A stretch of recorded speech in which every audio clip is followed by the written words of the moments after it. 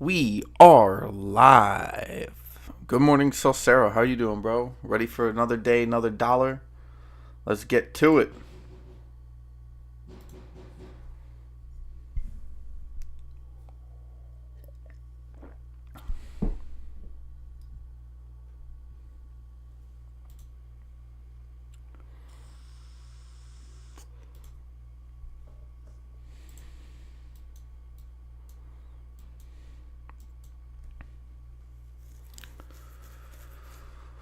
All right. Let's see. I'm going to be trying to find some more sort of like runners here. Actually, let's take a look at CGC here. CHWY's probably made its move. If you want to make any real money on CHWY, probably going to have to do options. Pyro, good morning, sir.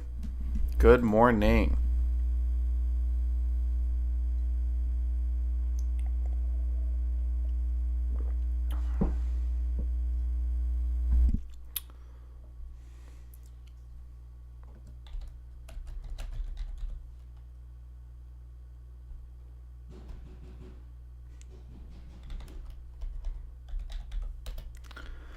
Get ready for another day.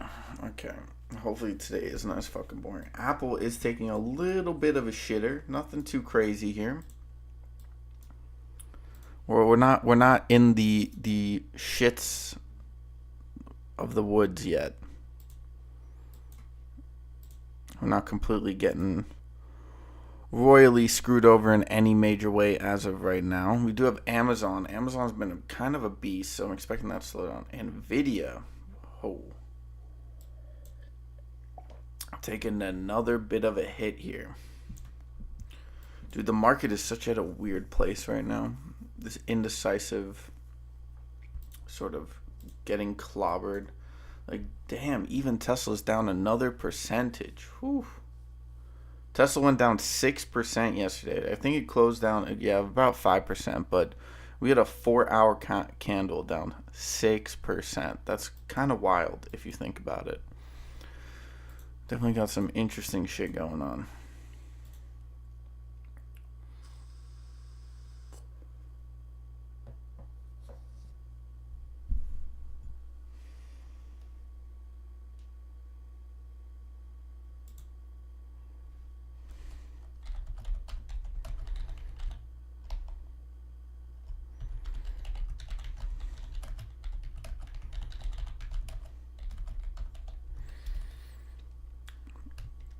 Yo, Pyro, did you listen to that podcast or that sort of video I sent yesterday in the chat?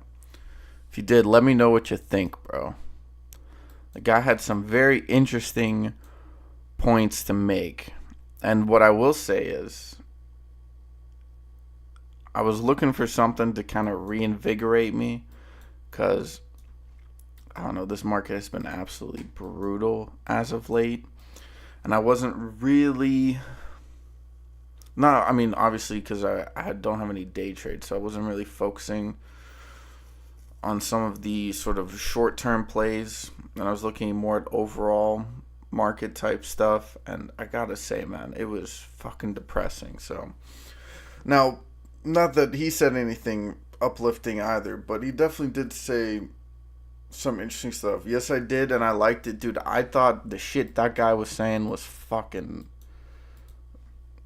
That guy knows what the fuck he's talking about. He made a lot of separate puzzle pieces fit together for me, so my hat's off to that guy.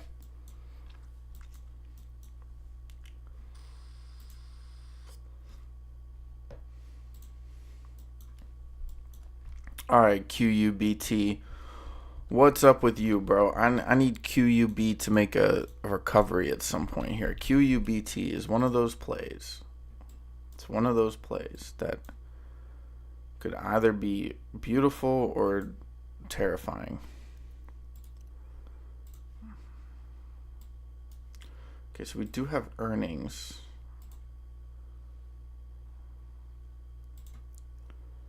On the 13th of Monday. Nvidia is also getting clobbered.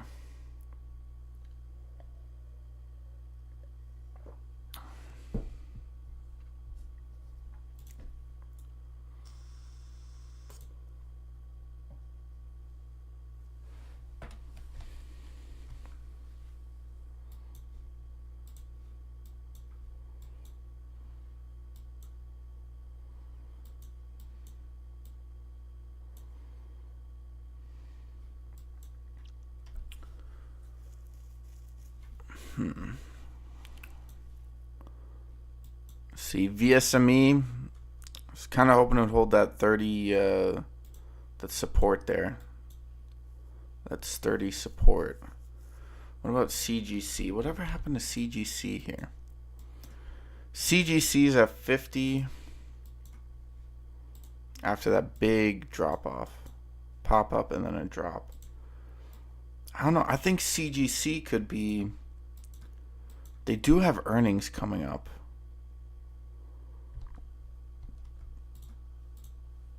Hold on, let's take a look.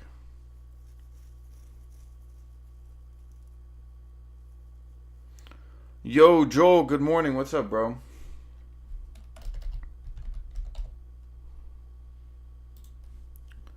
Still think CGC could be a play here.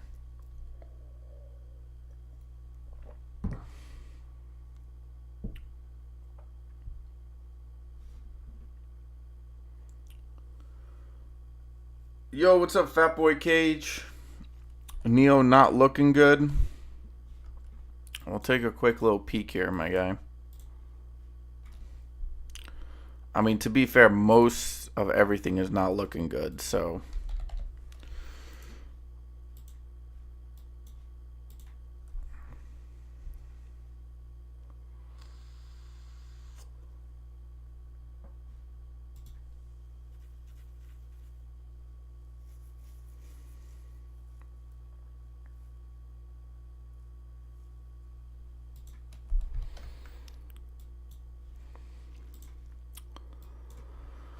We are still kind of at this...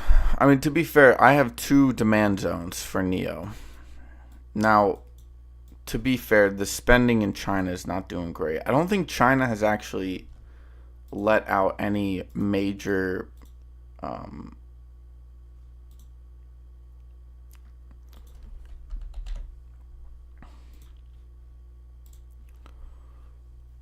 major stimulus as of right now. They are still losing a shit ton of money. They do have still have some decent cash on hand. Yuan to USD. I need to do some math here. Give me a second. Okay, so they got 32. So they got about 4 billion. They got 4 billion in cash. That's not bad. Their debt to equity is about 1-on-1, which is not what I prefer, but it's not terrible. And they do have revenue, decent revenue. I don't know. See, they could pay off their entire debt with their cash on hand, or cash equivalents. That's probably a better way of putting it. So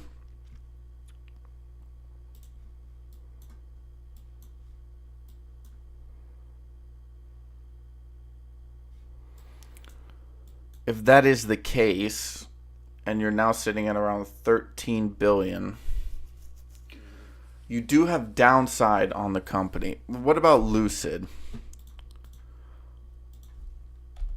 Because Lucid has been struggling as of late. LCID. I think right now, if you want to go with the car companies, you probably just want to pick one or two. You probably don't want to be spreading out.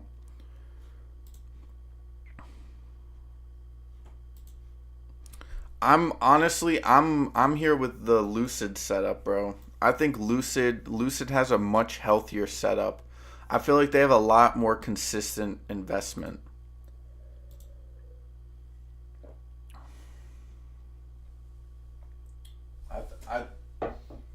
I think that helps them out a little bit more on the long run.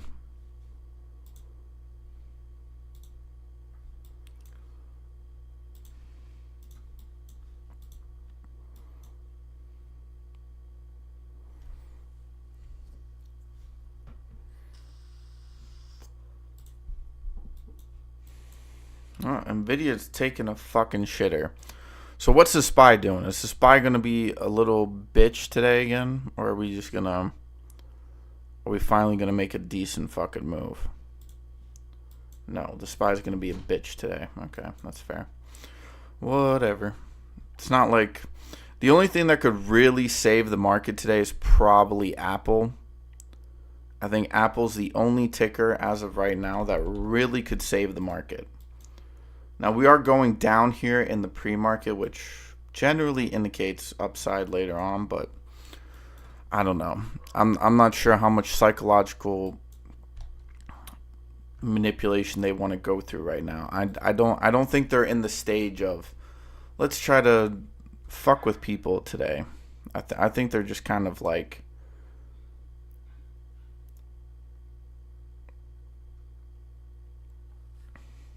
fucking around. Because you also got Japanese. Japan is kind of getting fucked.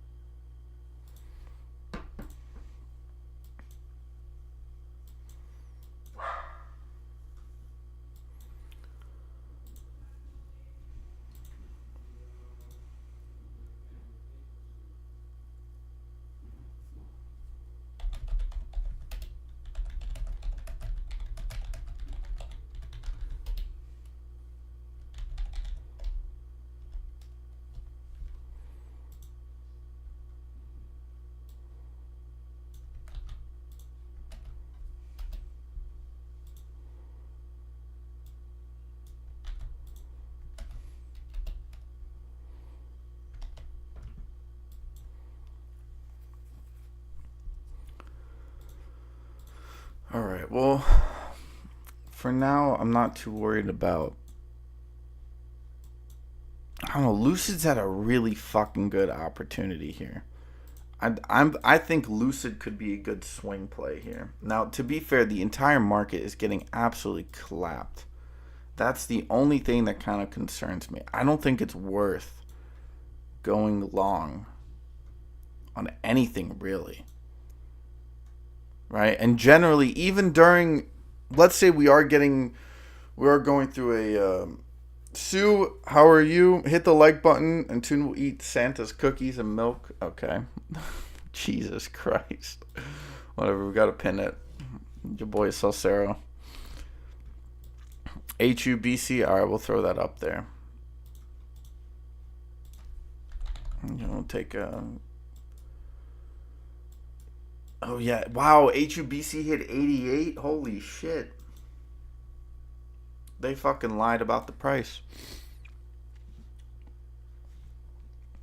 Fuck, I was saying something.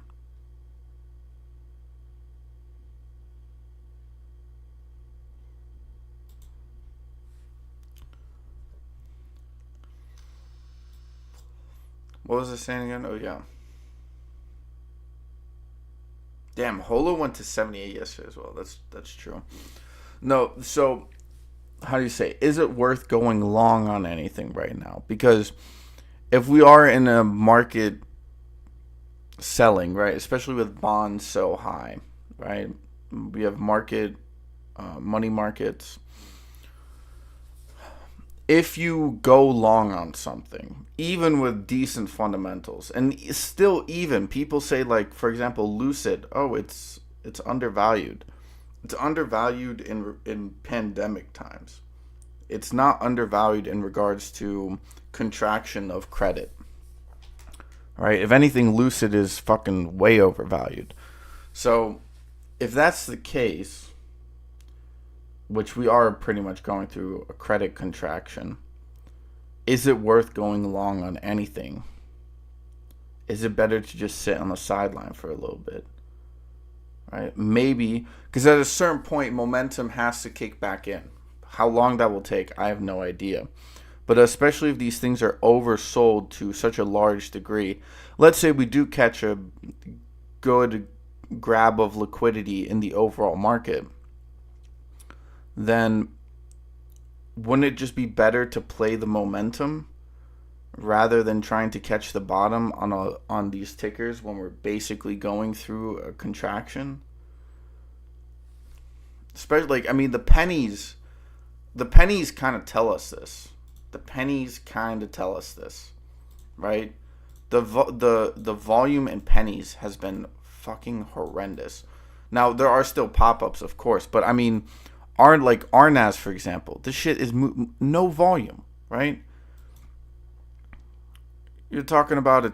If this was even 3 months ago, the volume that RNAS would be experiencing, like RNAS could be a good play, but like HUBC, like some of these large runners, I mean, you're talking triple, quadruple the volume in pre-market alone, and we're not seeing that. We're not seeing that,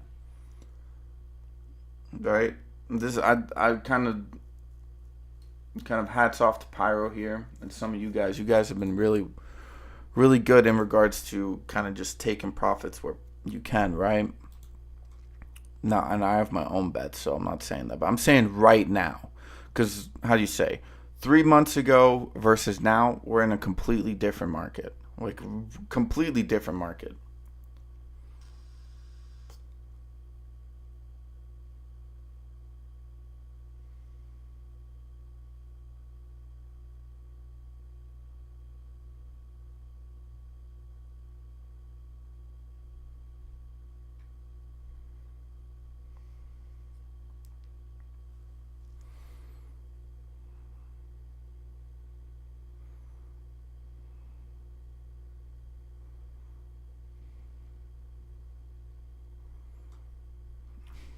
Dude.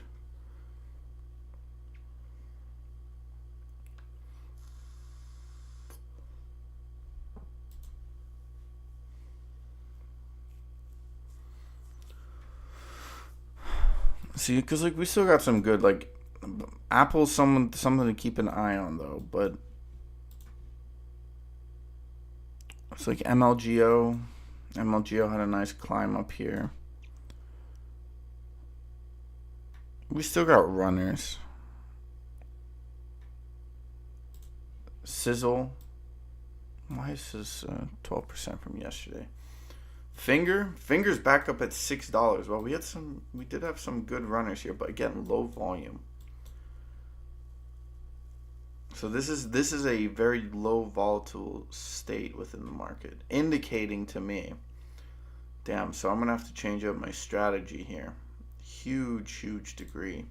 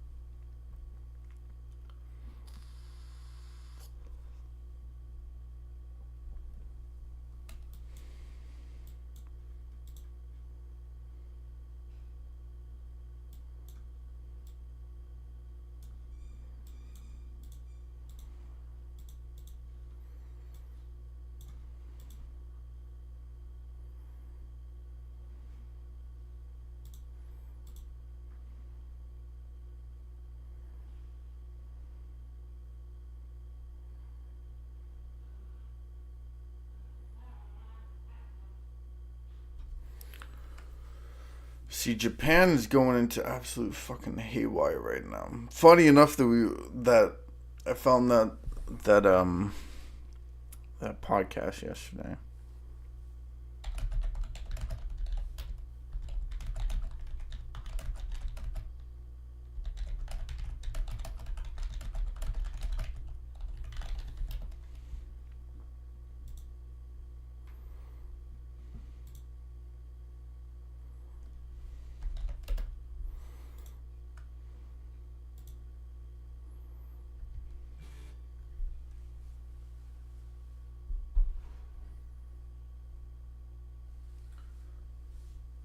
Fuck the phone. All right.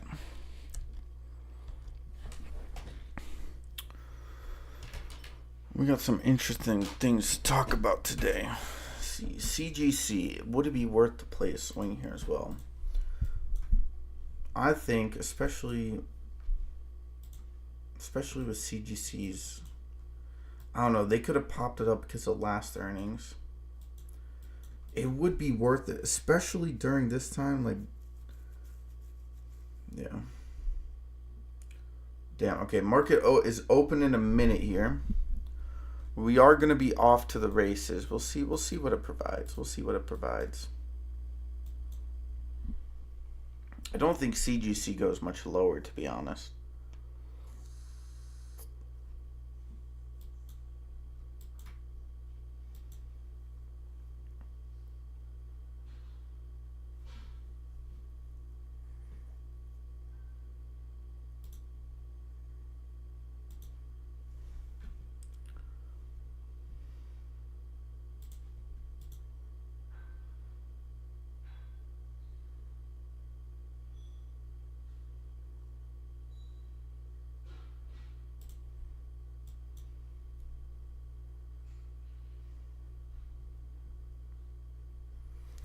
Do have a lot of tickers down. Okay, I'm gonna see the opening minute here, and then I gotta.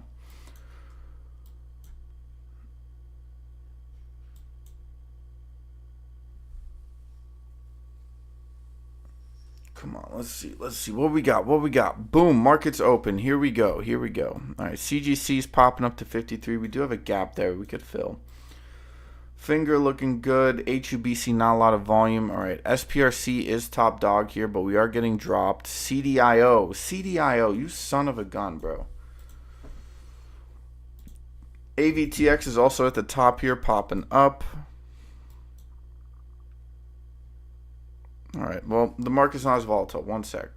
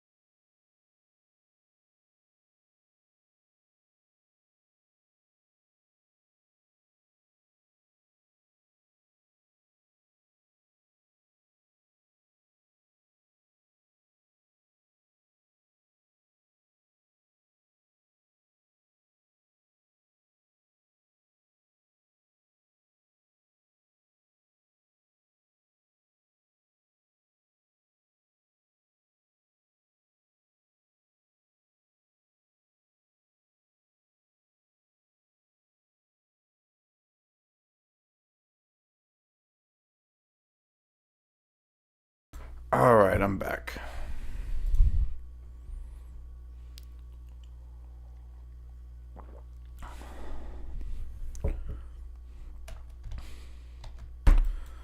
All right, what happened here?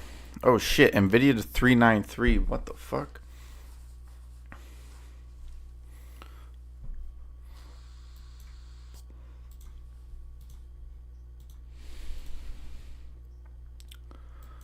Wow, shit. Okay. Interesting. The market is interesting. CDIO still popping. CGC dropping down to 515 here. Let's see. HUBC. Hey, Z, what's up, bro? IBRX as well. I will take a look at IBRX. Yeah, a bit of a drop did pop up here. Car company CJet has good setup. Oh, yeah, that's right. Yeah, it's still in this channel. It's still climbing.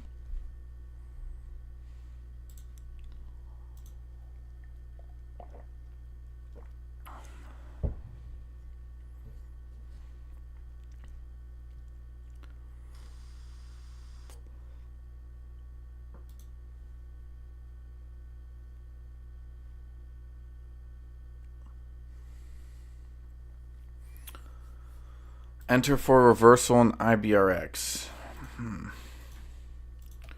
Damn, CDIO, bro. We could see a push up to 53 here on CDIO, but we'll wait for that. IBRX, all right. I don't know. IBRX looks like it's been running up for a couple of days now.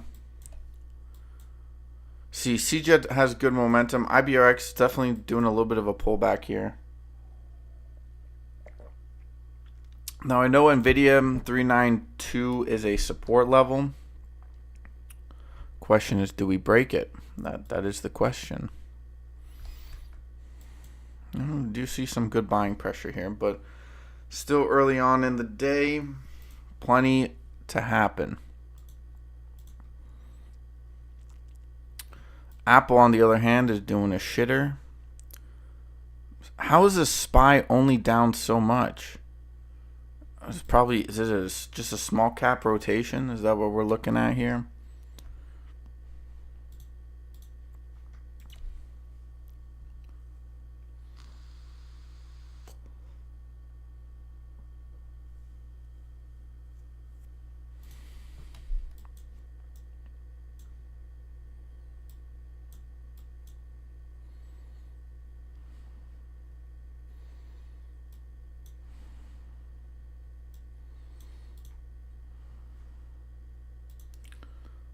The VIX hasn't done anything. The VIX is on a reversal point, so we could see a pop-up on the VIX today. What about gold and silver? Gold and silver taking a little bit of sell-off. Bond yields going back up after that dip.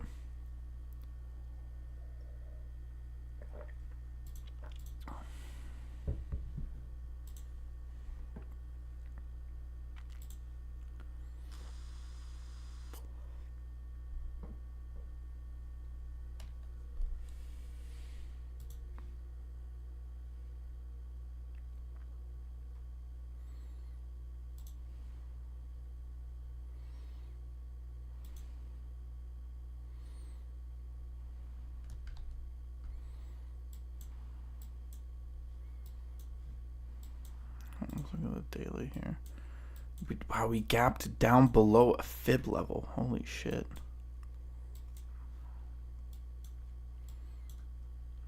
IBRX does have some good buying pressure here.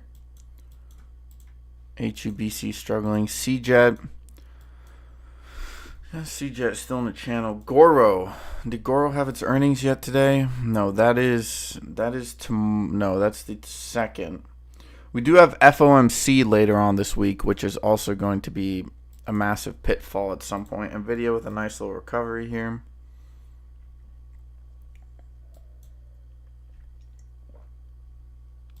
Let's see, RNAS RNAS popping up off of this 500 EMA. RNAS has some good momentum.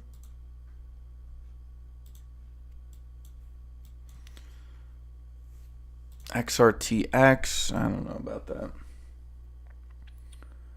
Trick or Treat is the house of the big candy bars. Let's go. Let's go, Pyro.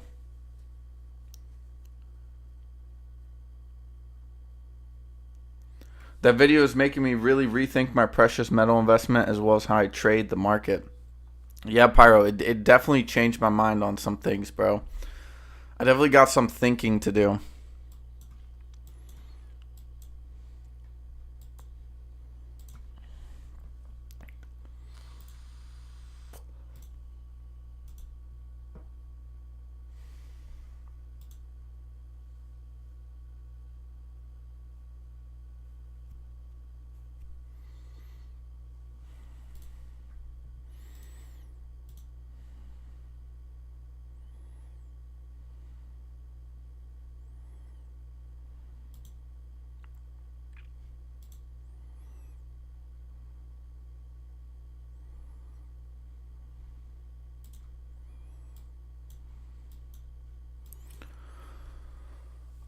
I'm definitely gonna change my strategy in the market because it seems like, see, Femi's popping up here as well. Femi's also been a consistent winner as of late. But yeah, I definitely have a lot of rethinking to do here in regards to how I approach the market and stuff. So RSI is incredibly oversold here on the 5-minute. On every minute, basically. The only place it's not completely oversold is the daily or the weekly.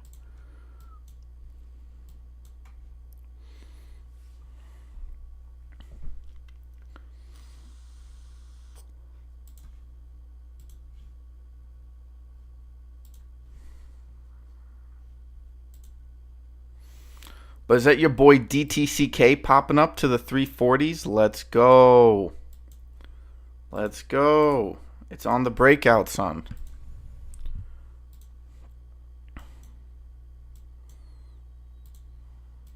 Look at DTCK. Look at that beautiful little cup and handle here. Let's remove this. Look at DTCK. This boy better be ready to pop up here. Femi's still pushing.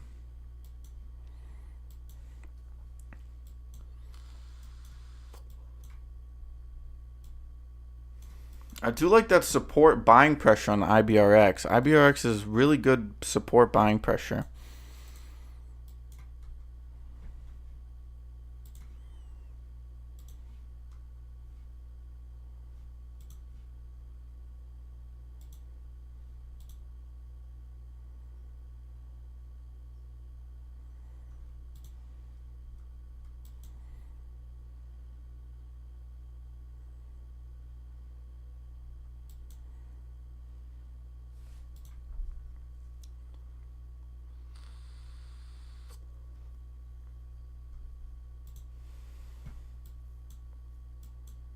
The SPY, on the other hand, looks fucking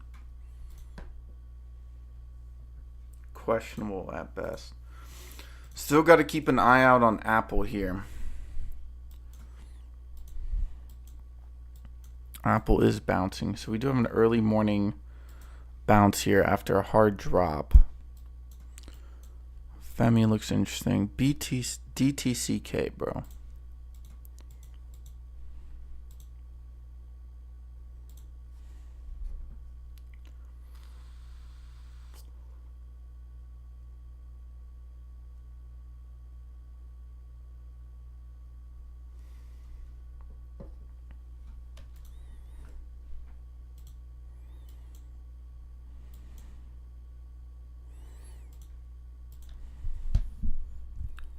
Definitely have an interesting setup here.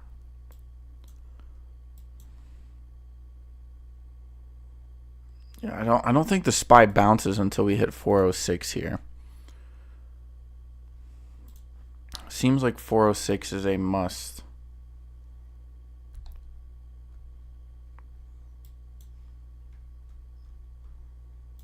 VSME is still moving here.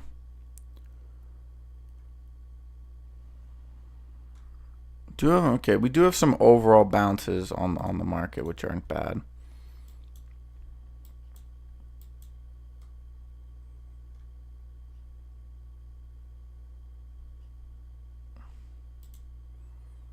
I'm just going to be retesting this fib level for now.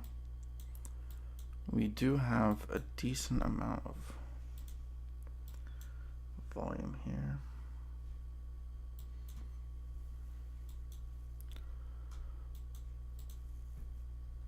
Mullen also climbing up here. Mullen's now to 29. Finally, we got some fucking movement. And of course, I don't have any day trades. Fuck. Fuck. Son of a bitch. Of course. And then tomorrow it's going to be a dead day. Of course.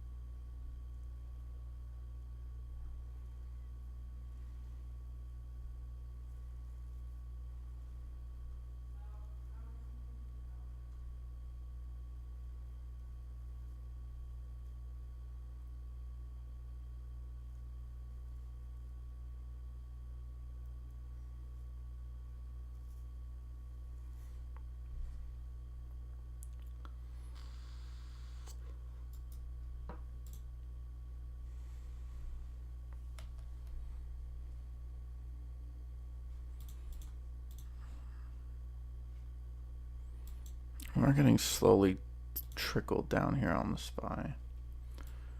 Probably going to see a bounce at this 410 level.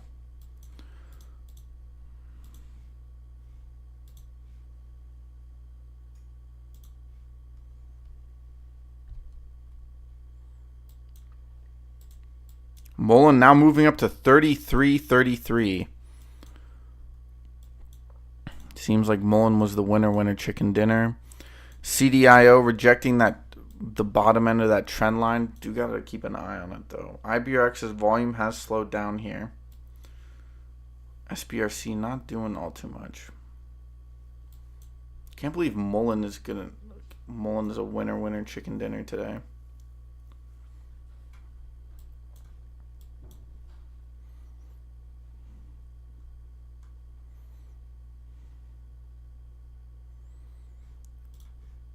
HUBC still 87. HUBC, good fucking climb. Yeah, that second bounce off of 61. That was fucking obvious.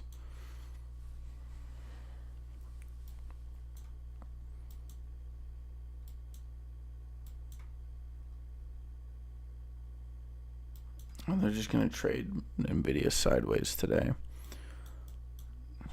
CDIO popping up. Any news? Nope. Mullen rejecting 34. Getting dropped very rapidly. I guess they're just retesting that breakout, trying to catch people in.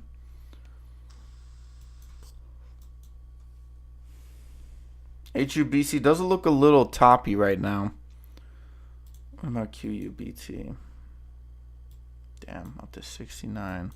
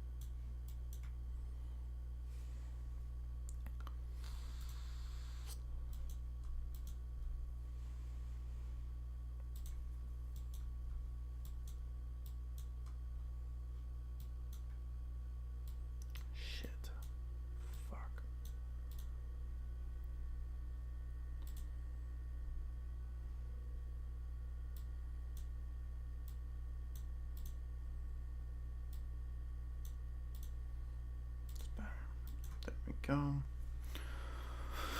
Keep an eye on Goro here. My instinct says buy Goro. And I know gold ain't doing too hot, but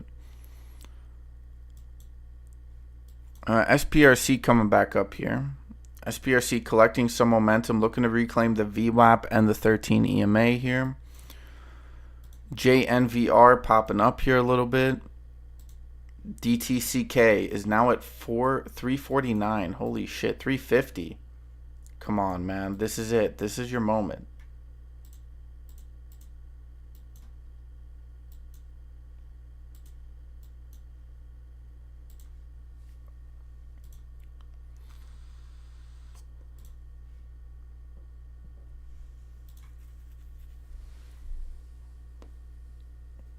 You gonna reject the 50 again? Or are you gonna pop out here like a man? Holy fuck. There we go.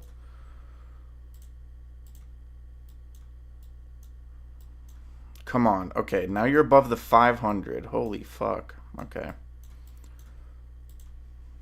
Today's gonna be a good day, ladies and gentlemen. Today's gonna be a good goddamn day.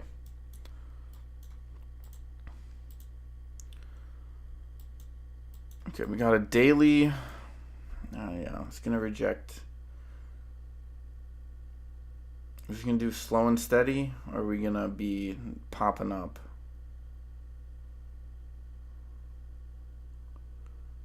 We do have selling pressure above that 350. We don't have the volume to support a move. SPRC looks like it's ready to pop back up here. Still struggling with that 13 though. And we did get a big sort of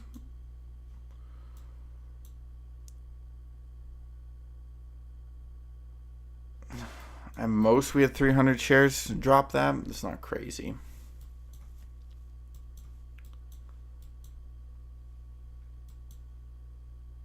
Mullen. Yeah, we still have Mullen up. Femi is 165.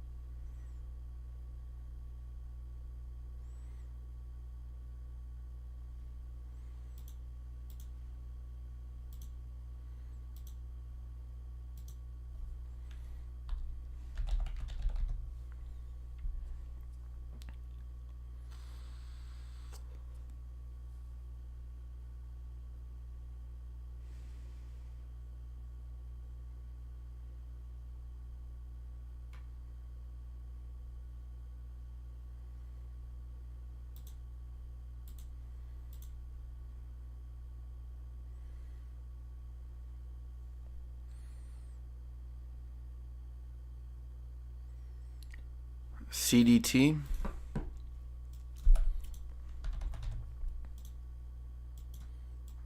Okay, nice little pop-up here. This should be on the list, right? Or no? Yeah, it's on the list. Yeah, we're getting some nice pop-ups. Wow, DTCK is now at 370. Holy fuck.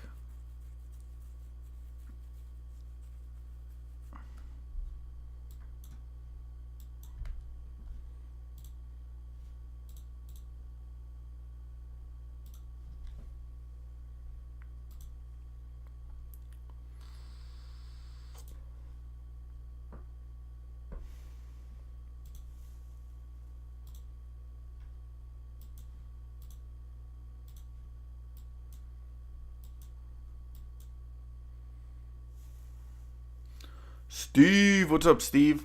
How you doing, bro? How's your camping trip? I forgot to ask. 167. Femi, man. Femi. CDT has a decent setup, actually. Good pop-up here. Pre-market loading up. A little bit of selling pressure. Ooh, CDT looks fucking good here, bro. Had that significant volume pop up here, but nothing too crazy. Femi is still climbing. Femi looks good with that 13. Finally, we got some movement. Damn, I'm so out of it. We haven't had this much price action in almost a week. I feel like a toddler right now. Oh, look at this shiny thing.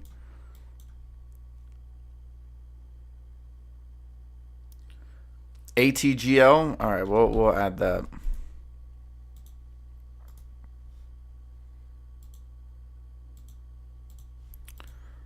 Keep an eye on it. Make sure it pops up. Honestly, probably going to get a lot of attention here.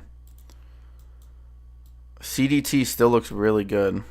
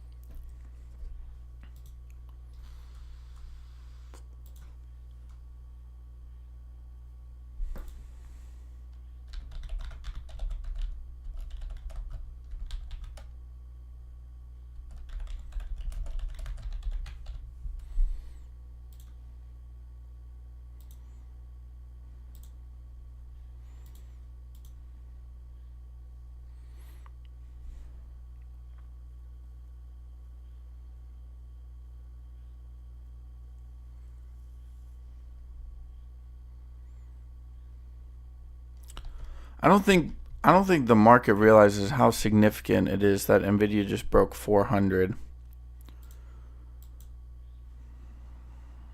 I mean, maybe they do, but I mean, we're seeing it already. We see a lot of tickers selling off all of a sudden.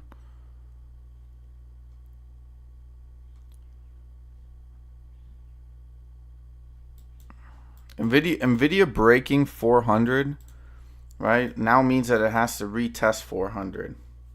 If it fails, if it rejects the 400, we're going back down to 380. And how do you say, that's not much volume, man. That volume is non-existent. You're probably going to be cutting off. Like you're now way below volume support. Like it's now pure resistance to this at this point. Right? Once you rejected that 420, if you want to get it back above it, it's going to be insanely difficult. You could see a rally definitely, but how do you say? You could easily see a drop down to this 367. There's no fib levels, long or short term time frame that support this. Right, and that's the amount of money that will be wiped out of the system because of that will be ridiculous. Because trust me, all that valuation is not going directly back into cash.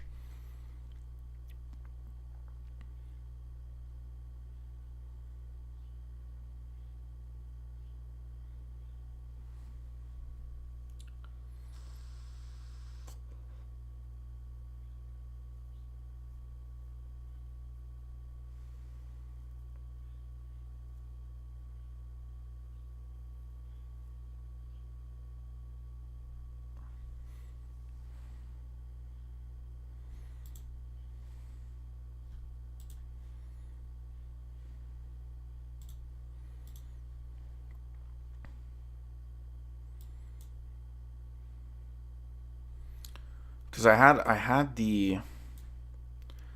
Nvidia on a bear flag, which it just broke down out of, right? But is it gonna retest the bottom end of it? That's the question now.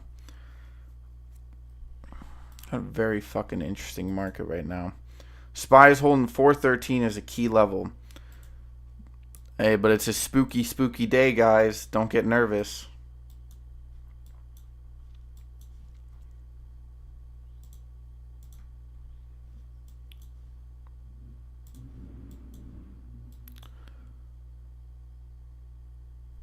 Bart, I wish I'd bought more. By the way, good morning, Bart. I forgot to say good morning to you, I think. Camping was cold, lows in the 20s, high mid 30s, but we had a banged with tent with side and heaters, played cards, watched football, and drank and acted like kids. Oh, damn, Steve, you're having good times out here. When you have time, watch this hit video on GME that came out. They're now trying to push GME down, putting out FUD. Bro, GME, I'm honestly, where's GME at? 1292. These cats are crazy, bro. You're throwing GME below 13, bro.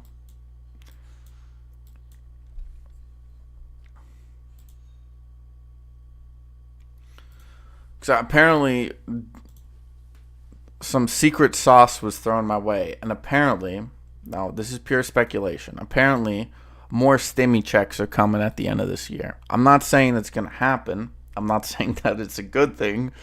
But I'm saying that it's a possibility. If that is the case, think about this. Think about this for a second. We have GME on the way down. It's reaching fair valuation. Reportedly, we have stimmy checks coming back in. Okay? All this liquidity out of the fucking blue. Okay? I'm just saying. There's some interesting little dynamics at play here. Right? We got essentially, we're on the brink of 3 war fronts. We're already on 2. The United States is basically betting that we can outspend a majority of countries and then lock them into long-term debt. It's honestly the mind games is just, oh. Told you can't trade the market without becoming conspiracy theorists. It's impossible, bro. It's fucking impossible. You can't be a good trader without having some fucking balls. Man, PMEC as well bounced.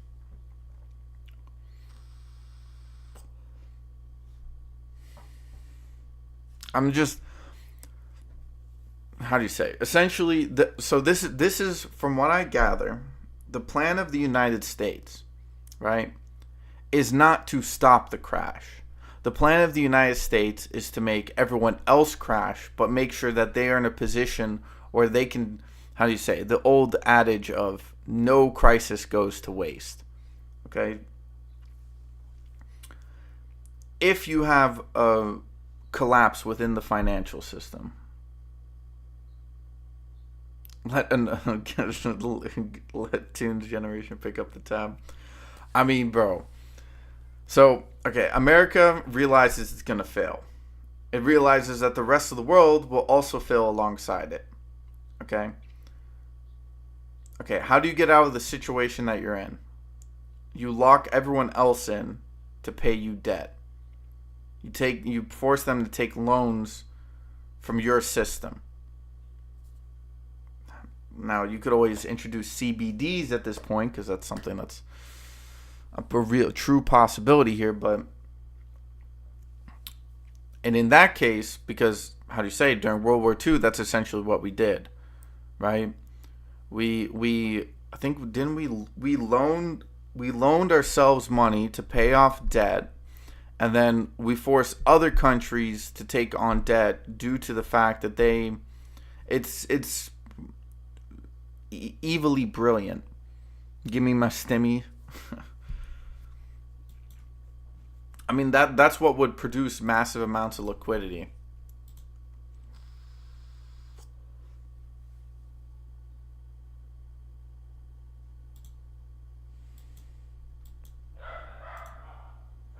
And it's kind of brilliant if you think about it, because then it excuses the United States from their shithousery, right?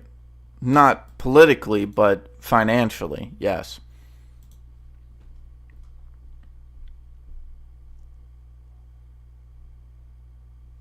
It would, I mean, it makes the most sense. And then in order to stimulate your own economy, you literally give stimulus checks, which that then extends, right? How do you say? People will allocate that money to whatever gives them time to be able to survive for, I don't know, let's say it's a stimmy of $1,000. It's not going to go far, but it'll definitely do something.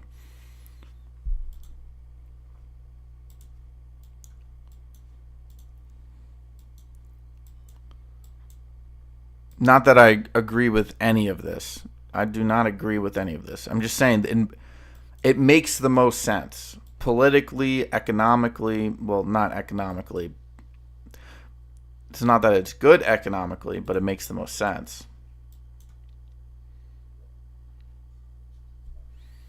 We can give billions to other countries. What about we the people, bro? But this is the problem I have with all this. We're just giving out so much money that we even got people just like, well, why don't you give me money? It's like, so what you're essentially saying is you're handing out so much money that you're basically forcing everyone into the idea. By the way, PMEC has a potential bullish setup here. So does Femi. You're basically leading sheeps into the slaughter of the idea of that we just give people money whenever. CDIO still looks really good here. But to be fair, like you're the U.S. government. You can force people into doing that. That's the authority you have within the system. Nothing much people can really do about that.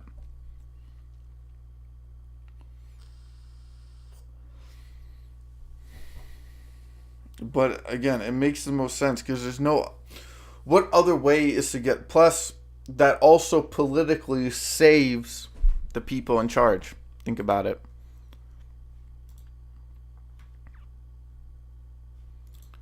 Because, how do you say, most people who aren't paying attention to the financial system and the deeds that are being done will sit there and say, who cares? We're still fine.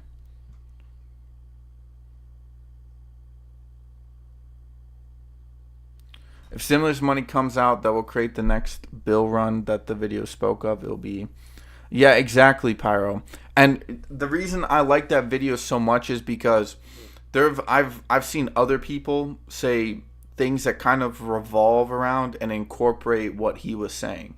Like he kind of fit a bunch of these, like people were saying all these random little things that I was reading and it didn't really make sense how it fit, but when he explained what he was talking about, it actually makes a shit ton of sense. Now, I don't see from a fiscal standpoint, I don't agree with any of this shit because it exposes we the people to essentially authoritarianism at a massive scale while economically fucking everybody over in my generation. Israel has money, why do we have to give them a billy? Bart, I'm almost done with trying to figure that shit out. I mean, I have answers. YouTube doesn't like those answers, so I'll leave it at that. But I'm not.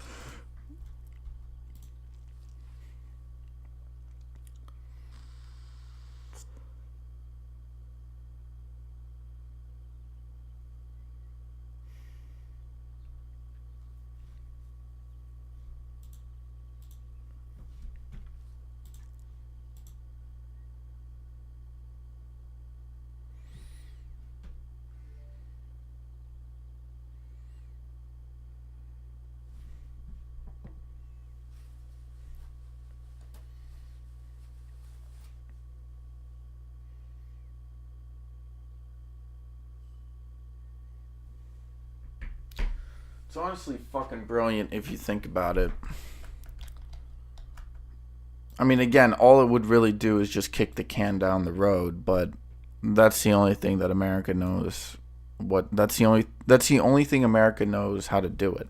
Plus, this would also weaken the position of China, simultaneously forcing China into buying back bonds over the long run, of course. But it's utterly diabolically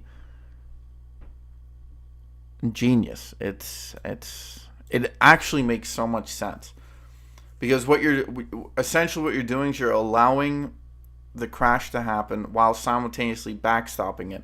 But there is massive risk in this situation, of course, right? Because just like any market crash, just like any situation, you don't know the underlying issues, which is also, by the way, why they want to implement CBDC. So they all have insider information on exactly as to what the issues are within the system.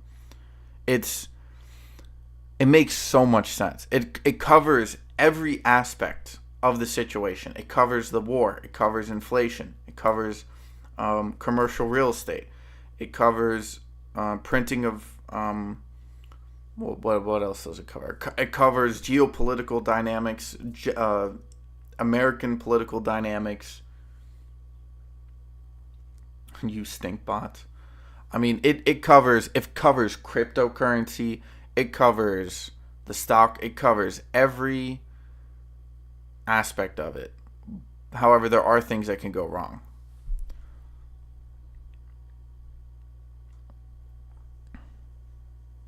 So I guess the next situation then is they're now waiting for one of the large banks to fail.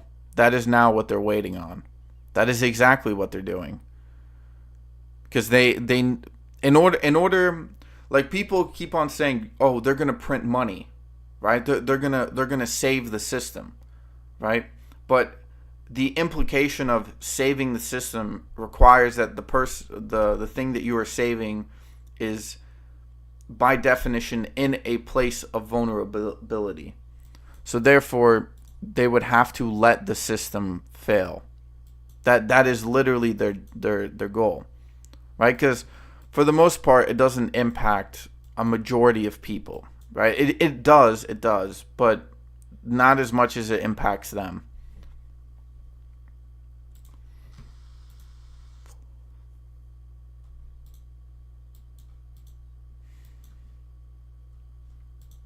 Now this is a very condensed sort of theoretically philosophical, perfectly analyzed, analytical, nothing goes wrong at any other point in time theory. So the question is, how does this apply to the stock market then? Well, stock market will basically it'll create massive volatility, which is what the guy was talking about. Is that the current system is no longer in a position of stability. So that equates to volatility. Volatility requires both up and down movements.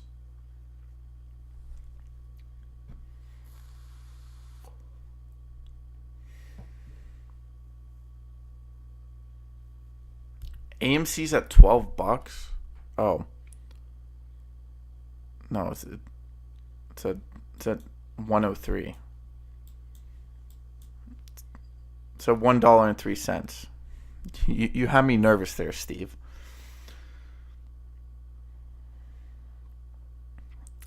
And with the stimmy checks, this also plays out the earlier thesis I had in the year with meme stock squeezing, mainly GME as well.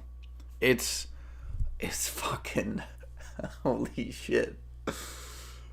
Literally almost every tranche within the system is impacted in both a negative and a positive way. It's fucking Jesus. Brilliant. Brilliantly evil. Now this fucks over everybody.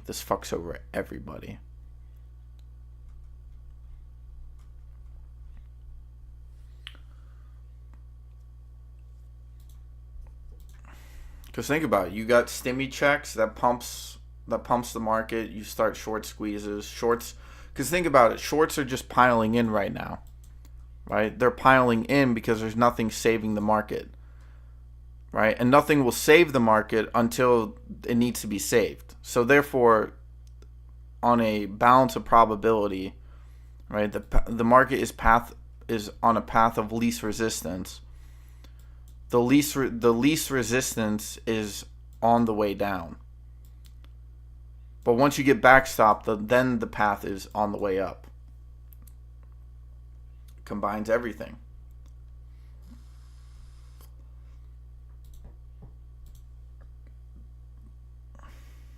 Speaking of, silver is on the rise again. And gold and silver on the pop up again. Gold is looking fucking bullish. Still little quirks here and there.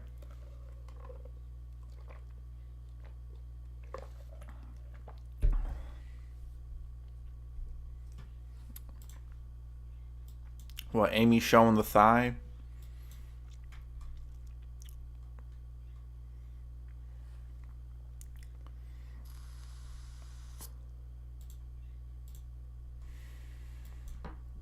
And simultaneously, this would reinvigorate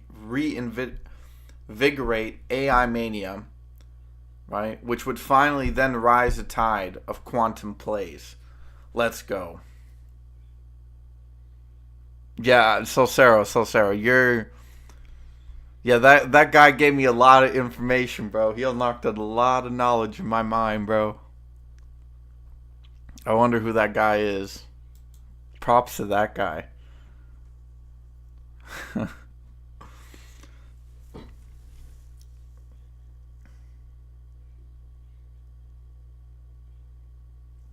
Let me just put it this way. It's not a coincidence that that information appeared out of the fucking blue. Well, not out of the blue, but that it was presented.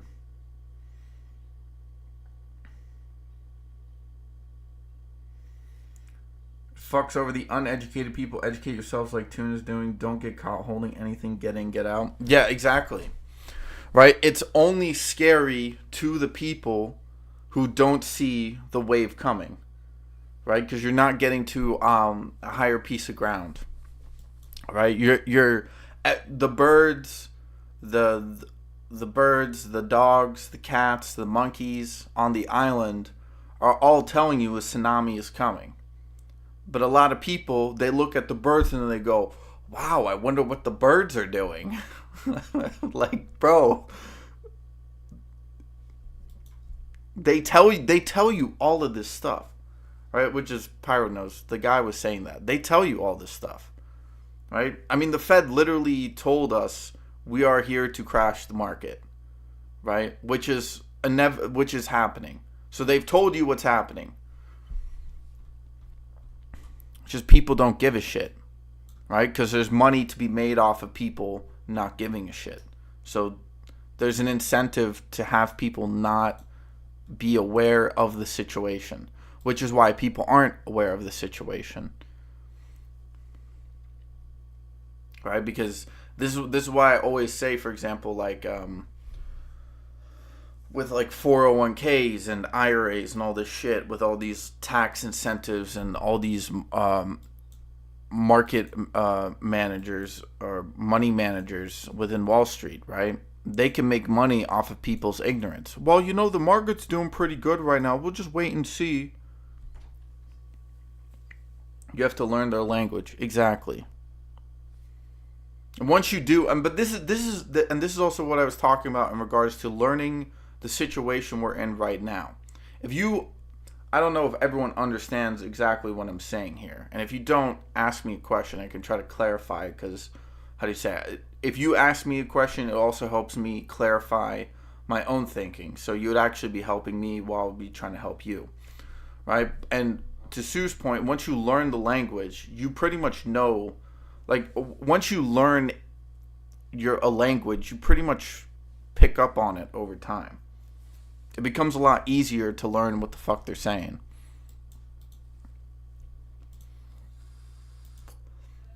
And it stays with you for a while.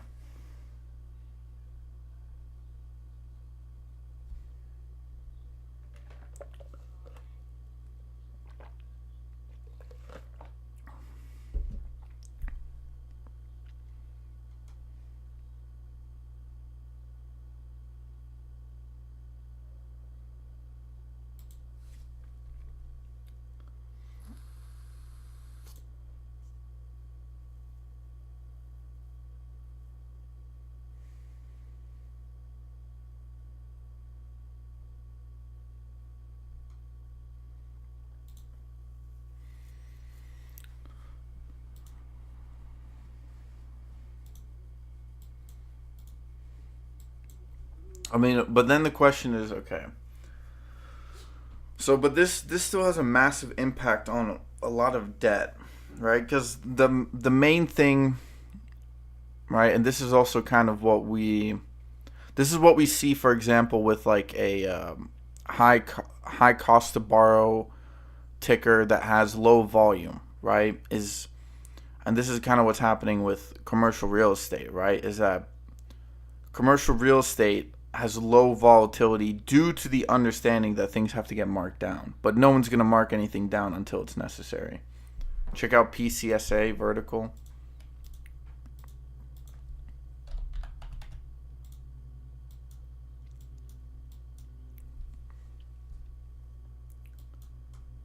Yeah, nice little pop up here.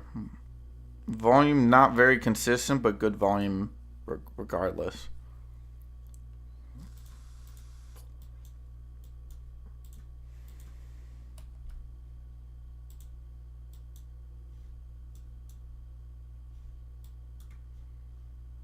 Hmm.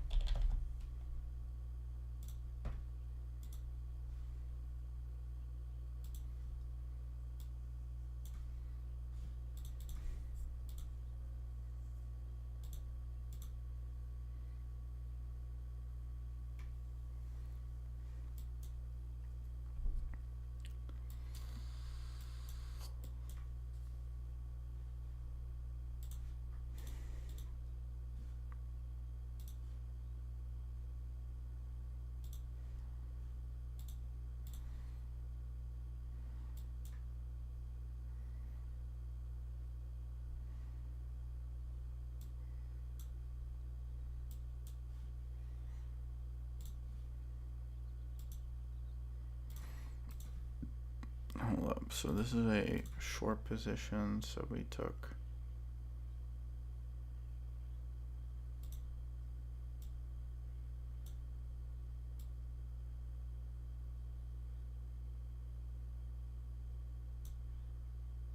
I mean, that makes sense.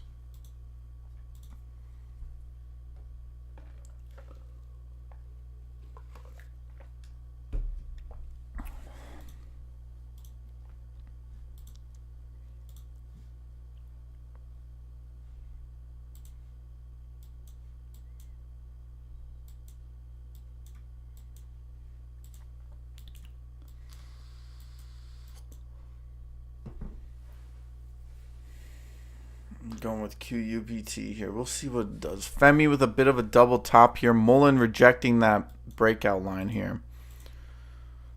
Well, not rejecting. I would say it's more teasing it. Tries to get people suckered in here.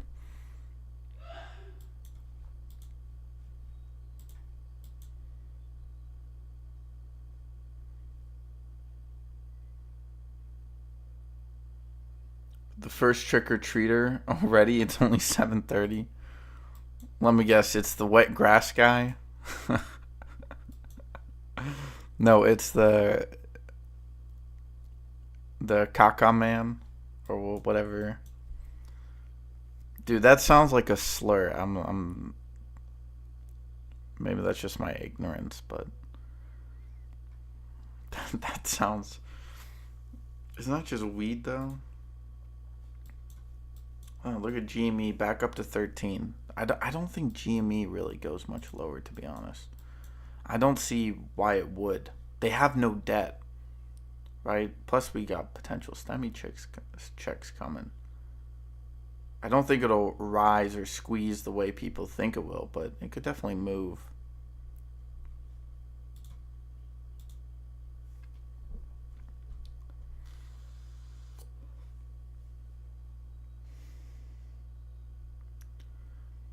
And simultaneously, as well, in regards to this whole theory now, in regards to letting the system fail and then placing STEMI checks and then simultaneously bailing people out,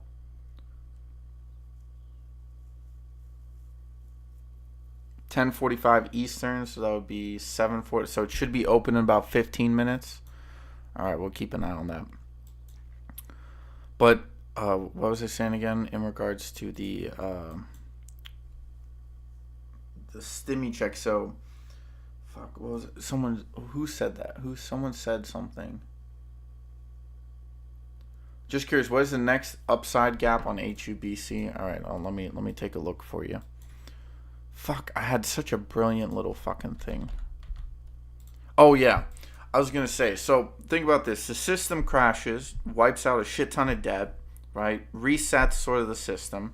Then you print a bunch of money, kick back inflation, which not saying not everything in the system will be okay, because it does fuck people over, right? But then you play stimmy checks trying to pay people off. And then simultaneously, what that would do is that would provide buying opportunities for the elite, right? Because think about it, most people are struggling being able to pay off most of their bills. So that would also reduce the capabilities of people being able to enter into the market. It's fucking brilliant, dude.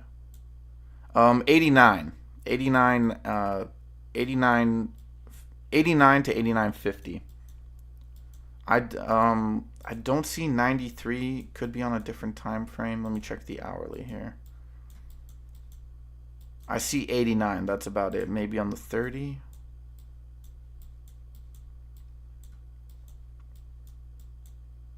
Yeah, I see 89 as a very consistent area. Got gold? No, bro. I got milk. I'm sorry. That was a little too easy. Do I got gold? You know what, man? I still think, how do you say? I still think the system is fucked in many different ways. Tiers of beers or bears. I thought I said bears. Beers. I think, especially in this situation, you need diversification. I think diversification will help you to a large degree. You can be a bit more risky with some of these situations, but if there's always mask risk that you have massive inflation. If that's the case, you want to hedge against inflation, which is gold. Create a crisis and help everyone out of the crisis. Isn't that just incredible? What a crook, dude. It's honestly, it fit all the puzzle pieces fit. All the puzzle pieces fit. Because then it simultaneously ticks the boxes of the Bears, and it simultaneously ticks the boxes of the Bulls. It's every financial philosophical discussion that's going on every debate within the market would be hit simultaneously over a short period of time. IBRX 331, nice little pop. Man, Joel, bro, sometimes you just got to tell me to get in a fucking ticker, bro. Give me my stimmy before Black Friday. Honestly, I don't think you're going to get your stimmy until afterwards. Well, maybe they might do it before so they can just collect back that money.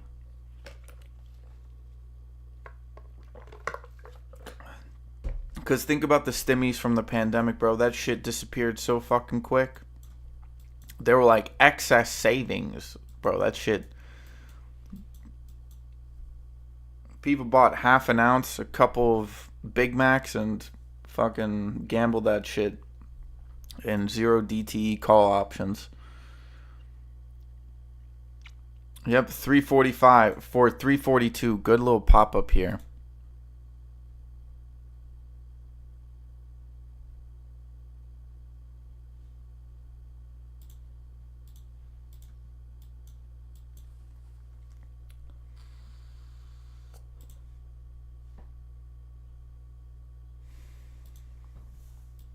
I don't even think.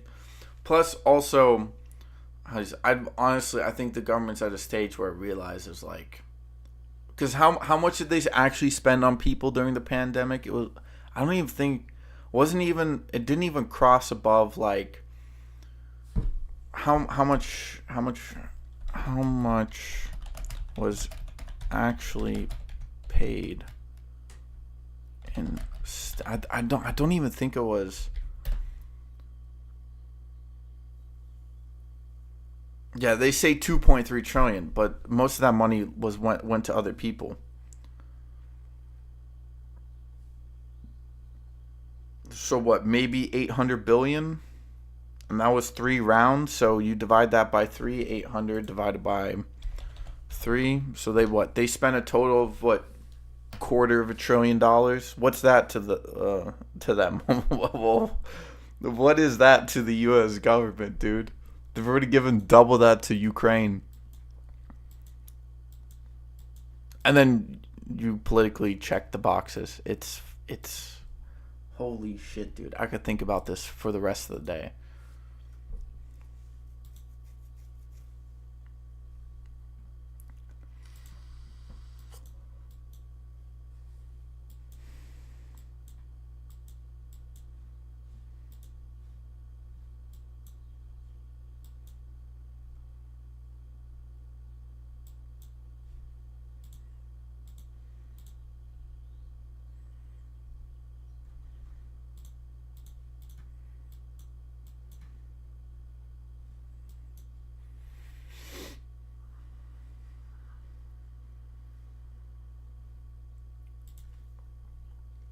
So think about this. They've realized, fuck. This is what they've essentially realized. They could pay off the population of the United States with $250 billion, and they realize the American people won't say shit. Think about it. That's how much it costs. If you want to put a number on how to keep the American population quiet, $250 billion. That's how much it takes.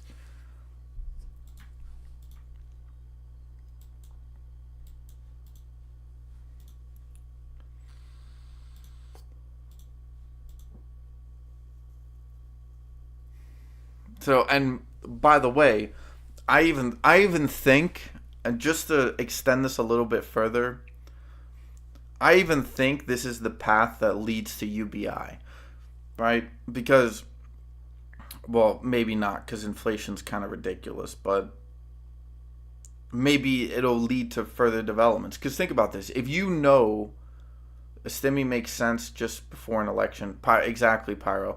Plus, if you think about it, now every single time someone comes into office, every single time a president or the Congress comes into office, how do they keep their political power? They literally buy off the American people, and they literally know the price tag. They know the price tag. Before it was all speculation. Well, how much money should we give them? Blah blah blah blah. They know the price now. They literally know the price. They have a number. It's not like maybe. It's no, we know.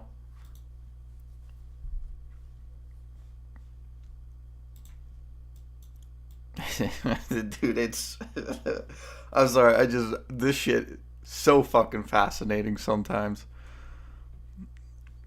It, just the utter degeneracy that our society has come to is on all sides, on all fronts, is just fucking mind blowing. LIFW, by the way, popping up here.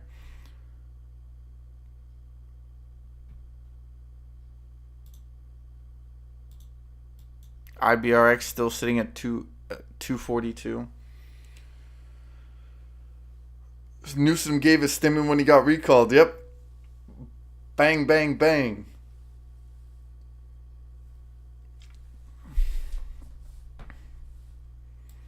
And this isn't a fucking conspiracy theorist. This is not a fucking ooh.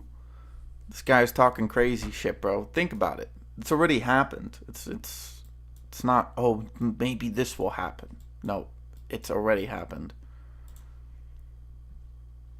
All right, the dynamics of the world have changed so rapidly.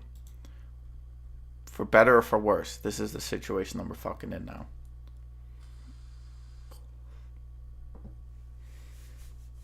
Because, I mean, even think about it. Right now, the United States is in the process of deflation, right? And deflation is fucking terrifying, right? It's all, in many regards, it's even scarier than inflation, right? So, how do you say? They'll just say, well, we're in a deflationary period, right? This is how they'll cover their ass.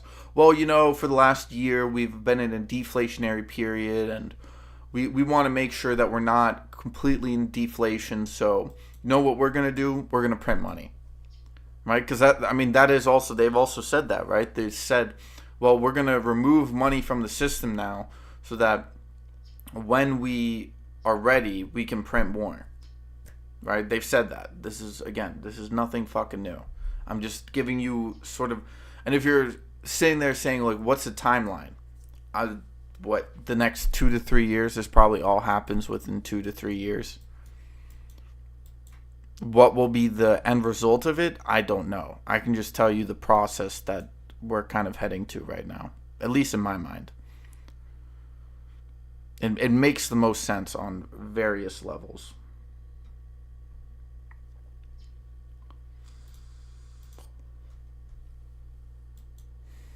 Right? Because think about it.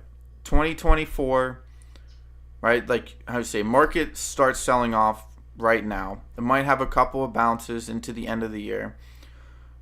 2024, you have the first round of commercial real estate hit simultaneously with the rollover of debt, of the United States debt in 2024, right? Because you have each year beginning next year and into 2027, you have multiple areas within the financial system that have massive amounts of debt that need to either be paid off or rolled over, right?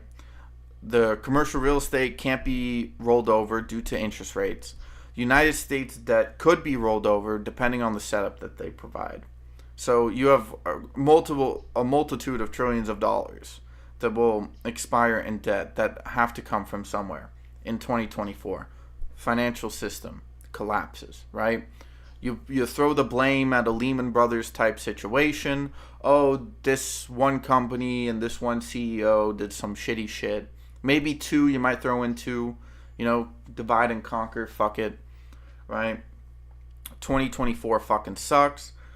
You come in, saves the day. Oh, look at the Democratic Party and Joe Biden. They printed all this money. They gave you some money. They gave you some stimmy checks. The system is A-okay. We weathered the storm, right? Fucking brilliant. This time, instead of causing a fucking pandemic to do some shit, they instead of going through an incredibly shitty situation with obfuscating through chaos, they fix chaos, right? Never let a crisis go to waste. Hoping people see that. Then in 2025 and in 2026, more debt expires while you're sort of pumping the market, right? So you can backstop even more due to your deflationary policies, right? You can always kick that back in. So you do this, a couple of times, maybe. You maybe do this two or three times. Whoever's the president, the next president, you can either throw the bag on him, you can rug pull his ass, right? Or you can give him the power of redemption.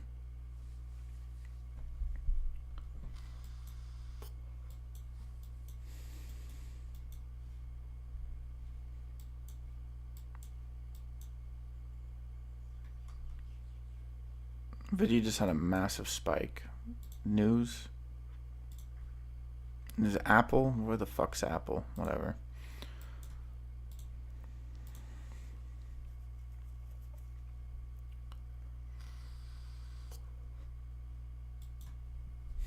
So, summary, basically 2024 will fucking suck.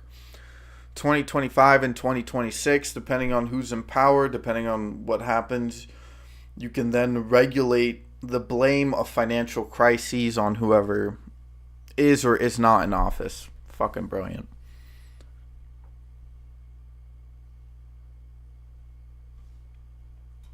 Speak the ugly truth, the stream/watchers goes down. Speak pretty lies, and the stream goes up.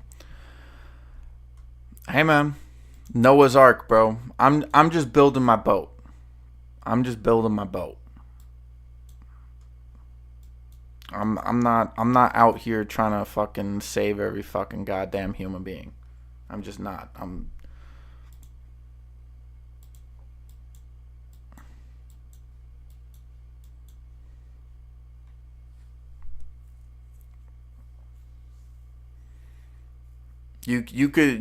I could spend the next decade trying to explain what the fuck I'm talking about here, and people will still scoff at me. So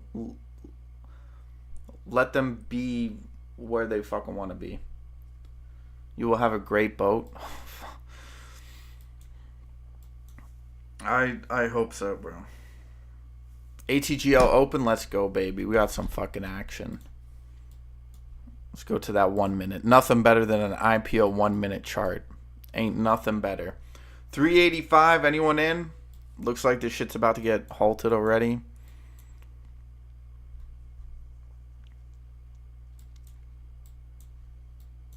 LIFW, not looking too hot. IBRX, we'll throw up IBRX. IBRX, a bit of a topping pattern here. Did hit 346. ATGL hit 422. HUBC still chilling here. Do have a gap just above, so we could see a bit of a drop here at some point. PMEC still holding. 440 on ATGL. NVOS get knifed. I'm telling you. Oh, what the fuck? Yeah. Double bounce off the 24-23 area. Seems to be support above the 20s for now. I don't know how strong that support is, but actually, now looking at it, I do see a bit of a line here. 444 on ATGL.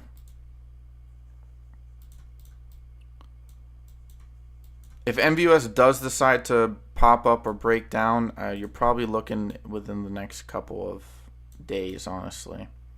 So we've hit 500 a couple of times here. So ATGL has halted at 444 here. Halted.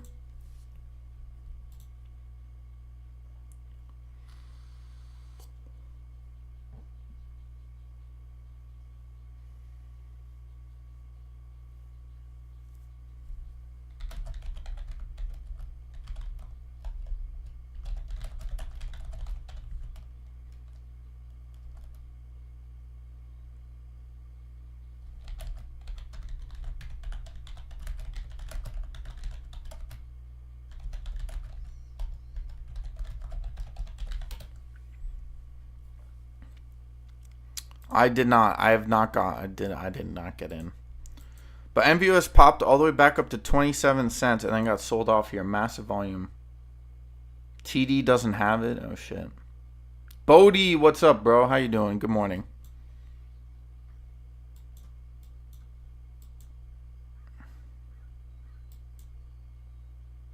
Yeah, MVUS looks kind of froggy here.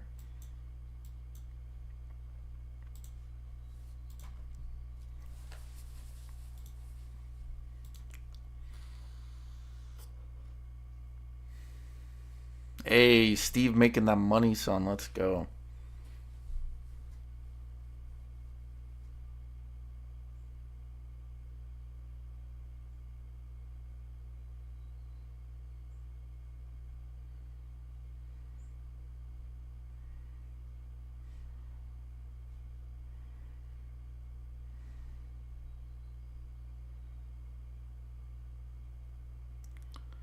By the way, breaking news. Canada has officially entered into a recession. A technical recession. Very interesting. Very, very interesting.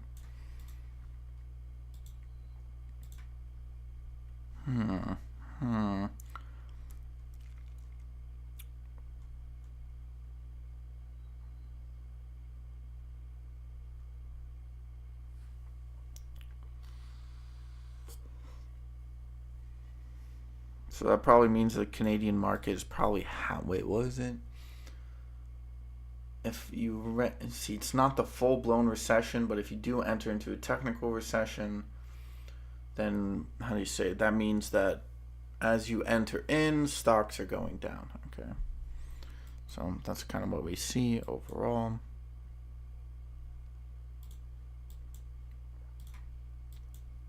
By the way, Pixie, Pixy, from 552 all the way up to 726.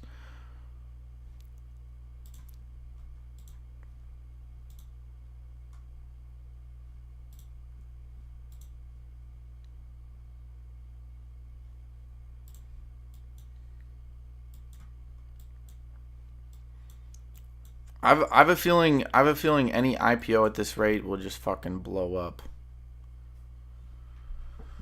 Too bad I don't have a day trade today, because I would actually take a shot at it. Okay, DTCK. Okay, you still popping? You still popping?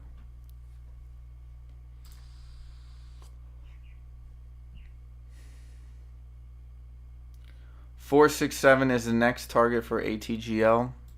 Oh boy, you got Salcero throwing out numbers. That's when you know shit's gonna get good.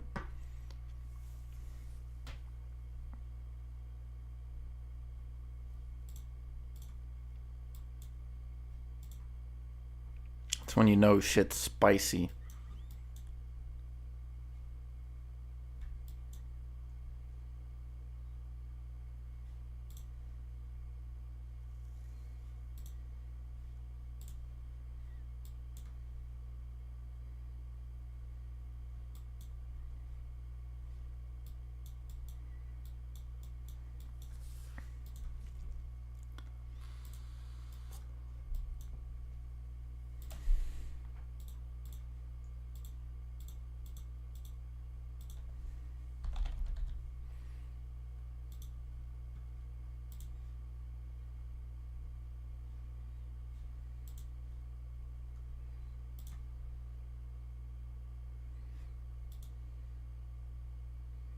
Nvidia breaking over 400, so we have broken below 400. Now we're retesting it.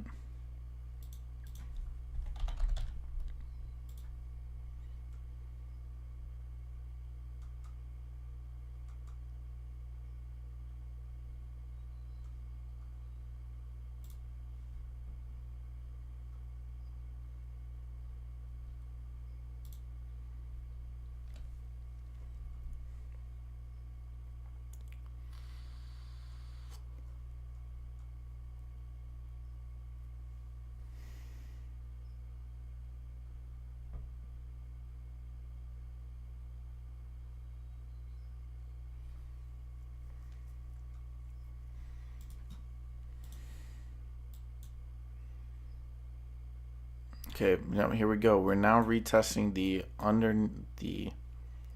underneath the bear flag of Nvidia. There we go. Unhalted 450, ATGL 445, 438, 437. HUB hit the gap. If HUBC hit, yep, gap fill 89.80. So it filled the gap.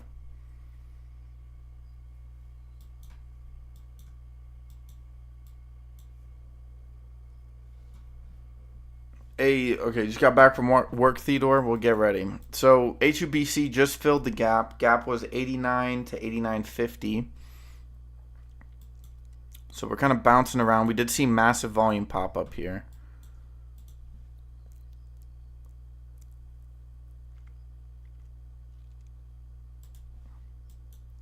FEMI double top rejection, moving down. IBRX, we already have IBRX. IBRX looking very bullish here, actually. Just needs a little bit more. Well, no, we did have that topping candle in the middle there. Let me throw up some of the big tickers here. Yeah, let's look at NVIDIA. Oh, wow. Would you look at that? NVIDIA coming back down to retest that fucking trend line.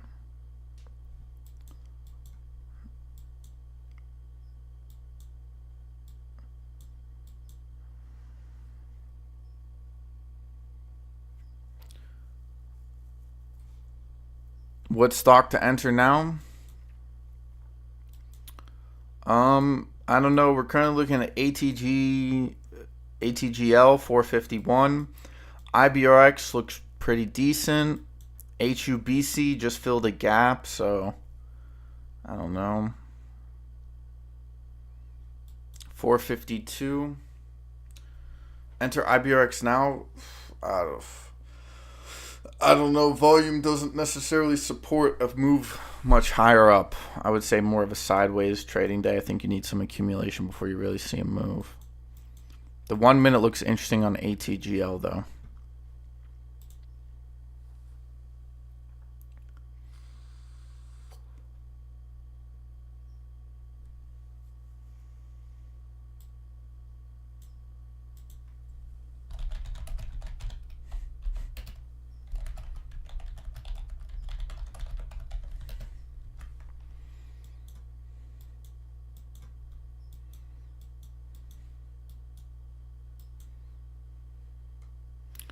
So, hold up. We just had a massive move on Nvidia, but volume didn't fucking support the move.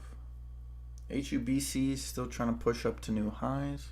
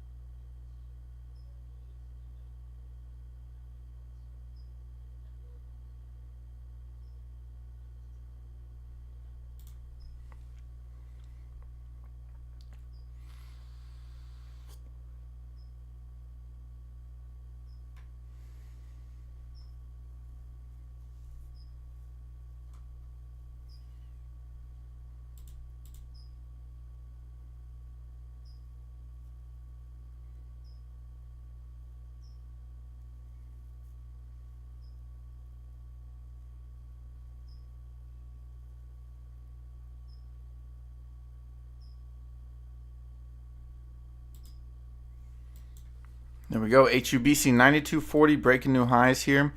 ATGL that hit 456. We do have a 13 EMA crossing up here. Nvidia breaking that resistance line.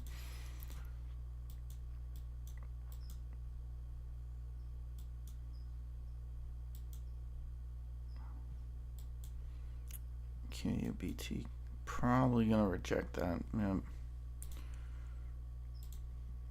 TRKA popping up here. Some big volume coming in. Well, not much, but TRKA, any news?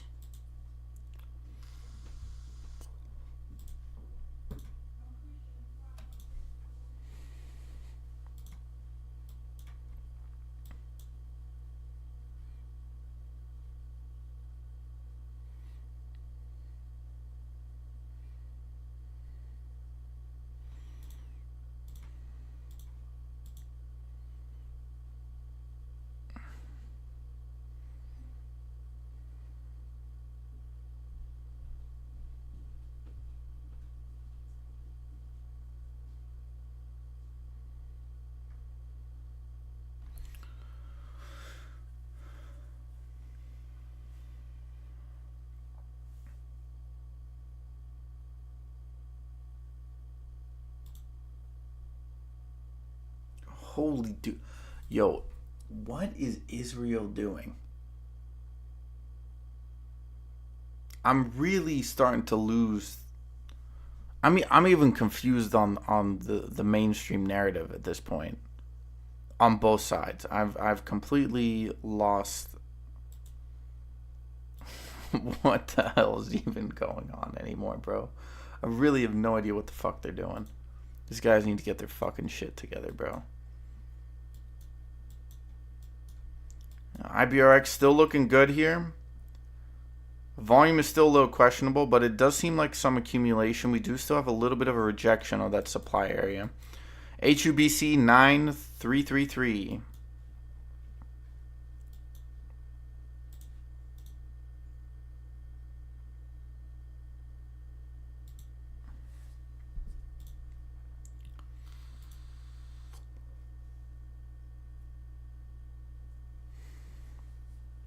Yeah, I think setting a stop was probably not going to hurt you in this situation, especially if you're already green, right? And if it has like a massive dip, you can always buy back in.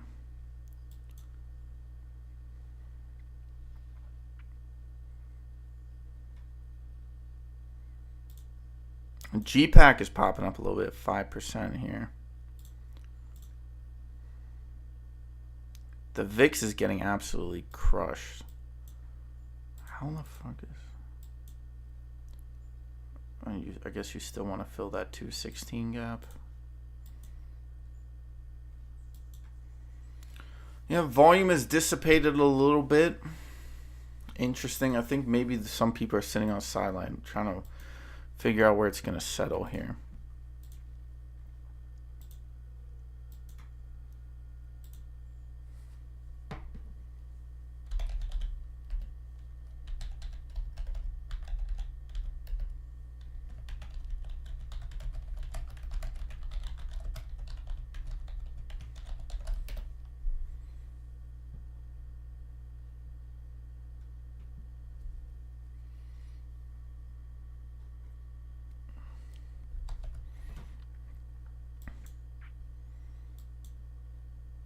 No, I understand what you're saying, Steve. But again, remember, this market is wild, bro. So just try to play efficient, right? Just if you can avoid a loss, I think that's the goal.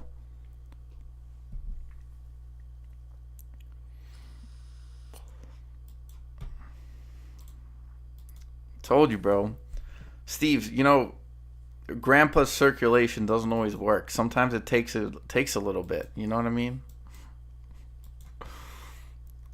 I don't even know what the fuck I'm saying. Sometimes the Viagra takes a little bit, you know?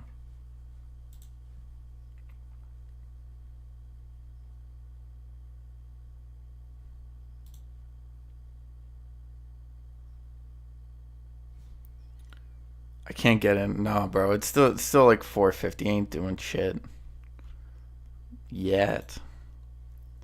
HUBC still popping up here.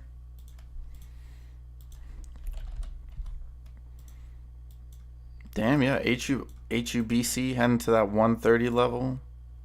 I think that's the level that OA was talking about a while back. 10, yeah, you definitely have 108 resistance. Volume resistance at 135. IBX could go higher today. Maybe. Ooh, somebody just came in with a big sell order.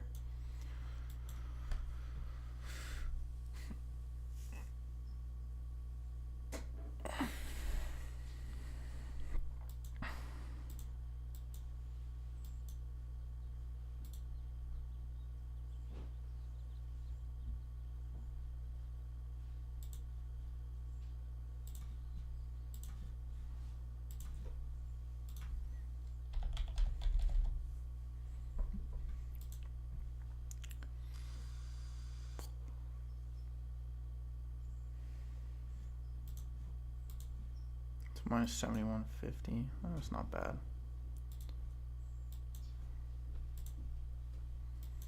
VSME popped up again. VSME is at 70. Good little bounce here. Could see a potential reversal. There we go. Okay, ATGL finally looks like it's coming to the end of that little 1 minute flag there.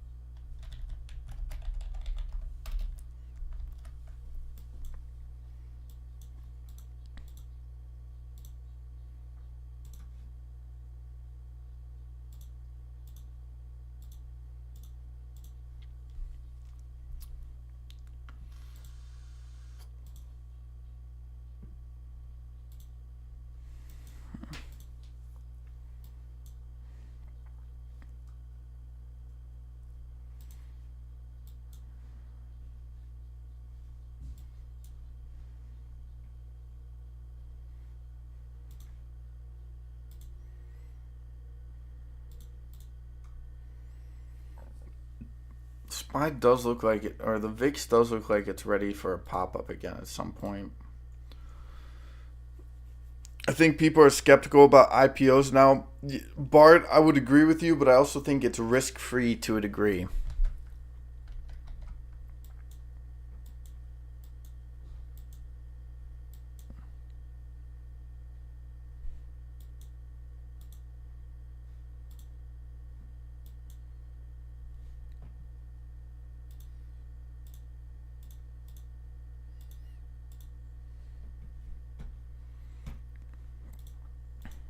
Right, because there's no sort of shorting going on. VSME. Whatever happened to Apple? Apple with a good recovery here. What about Bud Light? Yeah, Bud had its earnings today. Bud back up to 56. What was the earnings? I actually haven't looked at Bud's earnings yet.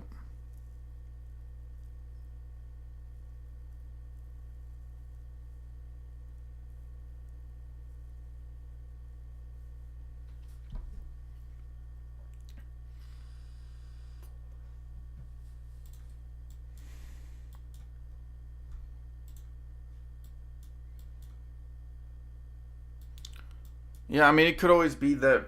I generally always see a bit of a pop up here. Volume is very interesting, though. Seems like the market seems to be a lot more patient right now than in the past in regards to movements.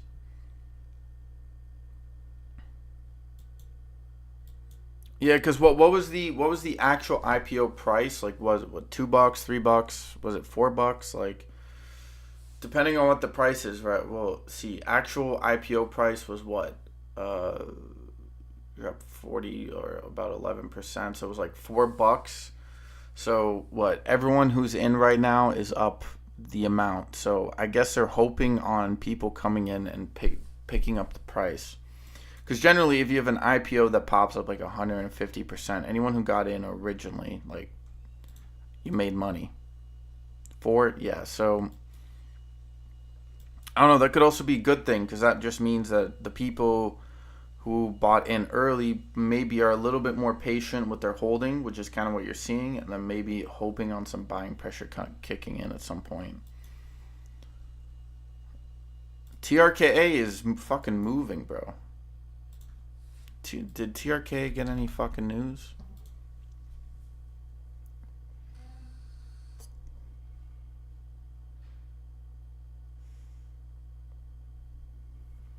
No, just still waiting for TRKA's.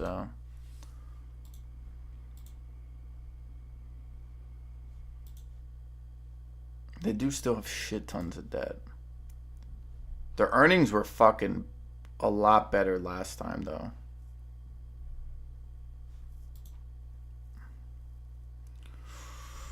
Nvidia's still at a breaking point here. Nvidia's still sort of at this like, if we move down from here on Nvidia, then we have rejection of a multitude of supports, sort of thinly lined, sort of like an area, turning that previous demand into resistance.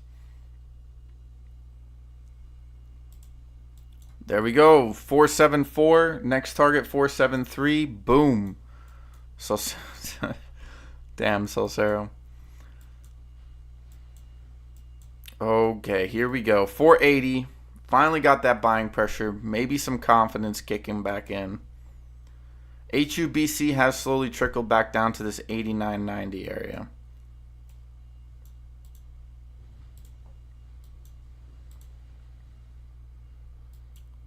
$520 versus $420. Okay, well, we are coming in with a little bit of rejection here. So yeah, this is on the 2 minutes, so.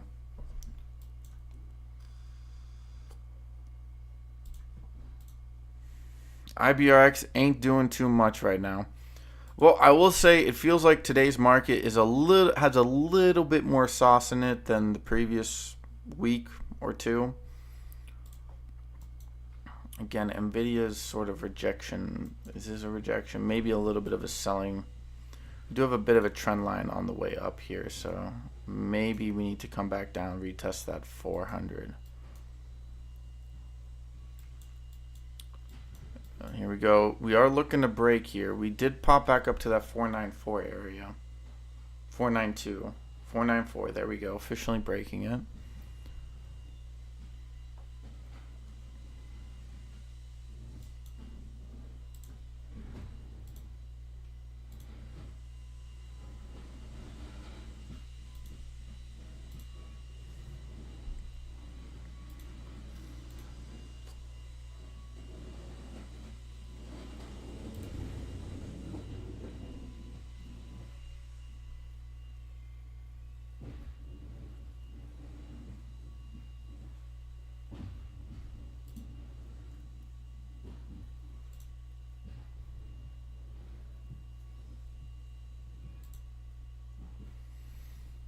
Ooh, okay.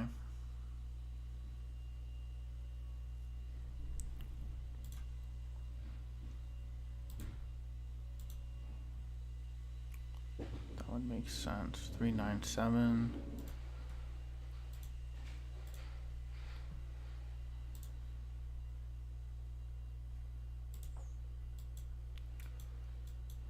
Yeah, indecisive on the way up here. We could see a rejection back down to this 446.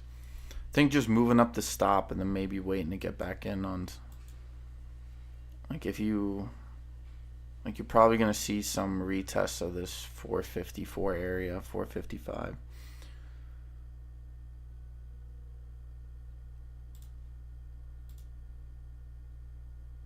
Letter of intent to acquire strategic product developer cybersecurity. Ooh, okay.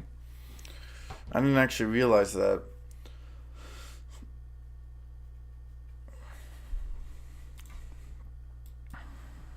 I don't know.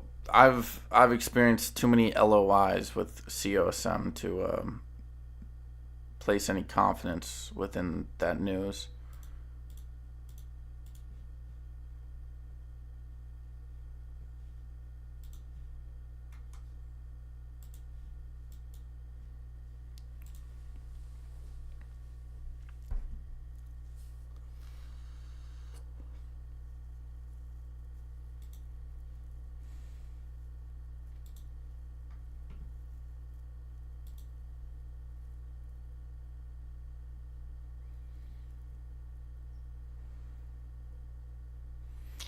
Man, I'm fucking dumb on that shit. I should have just fucking taken it.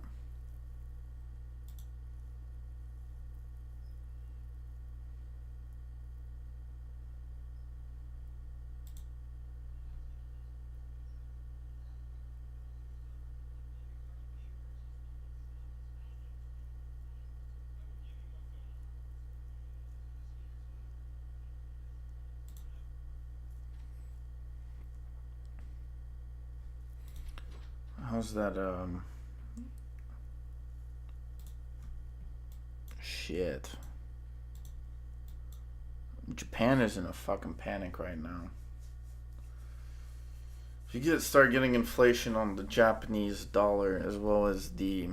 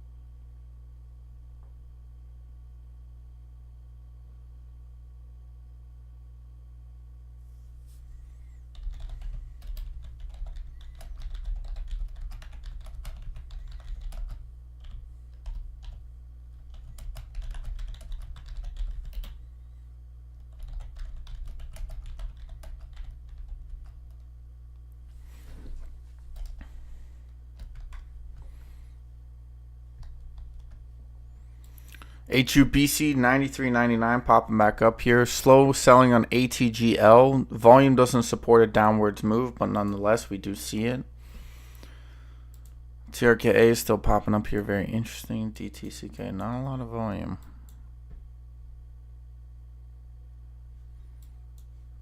EVAX continues to rise here. EVAX getting some massive volume here. Indecisive. CDIO's still playing with that trend. SPRC sucks. FEMI coming back up. I do think it's a bit of a double top. I don't think it's going much higher.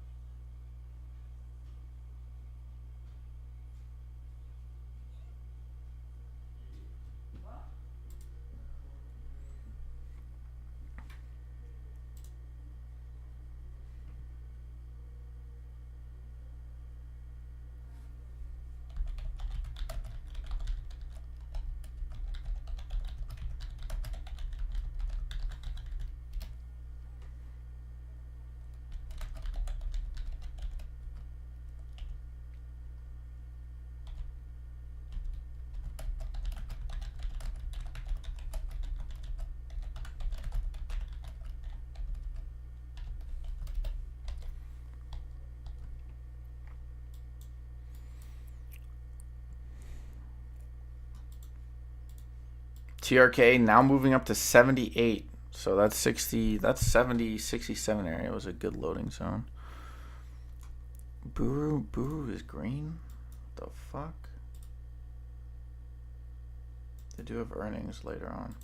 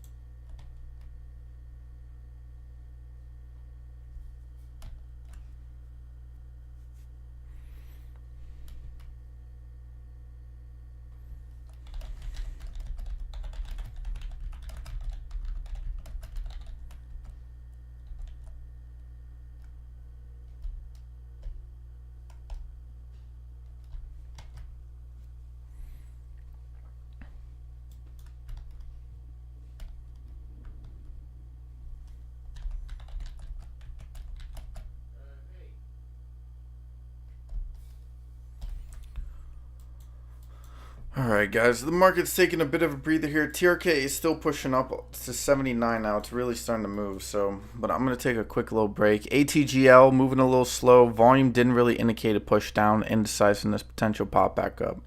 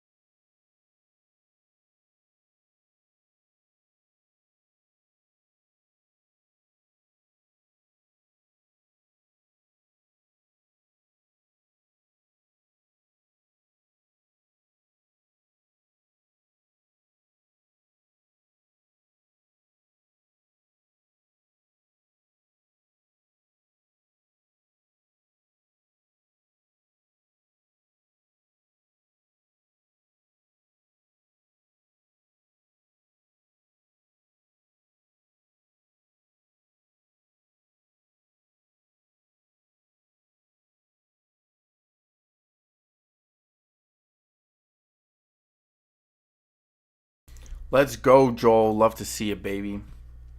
Damn, TRK 93. What a pop. What a pop. Popping bottles in the club. ATGL hasn't done much. Looks to be a bit of a topping pattern. Definitely some covering. HUB hasn't moved all too much. Anything else? Mullen. Popping back up here. Potential breakout again for Mullen. Back up to that 33 area. Gonna need some volume to do that.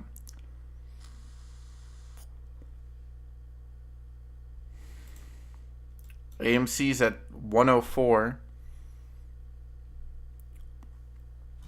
Nice little wham.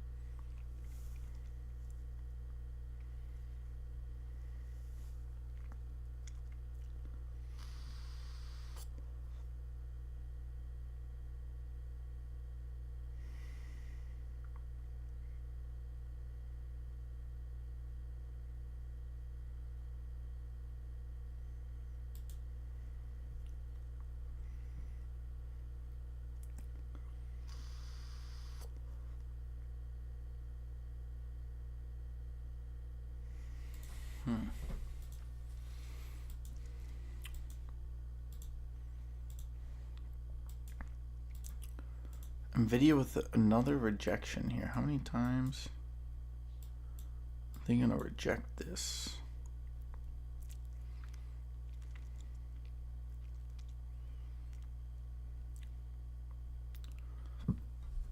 Excuse me, goddamn. Damn it, TRK. Come on, Steve. I thought you were loading the boat, bro. I thought you were all in TRK. I know that's MBOS. Wow, 94.87. I know, I'm kind of pissed. I was watching that as well.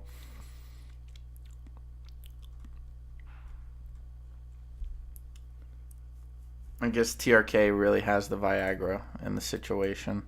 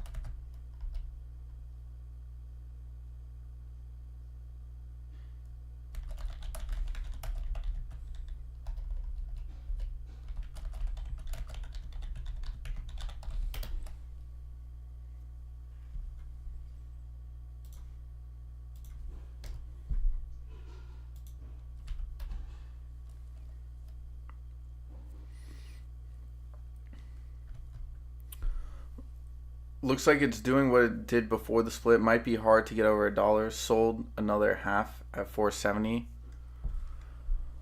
Just let the rest of free shares ride. Yeah. All right, AMC's at 105 now.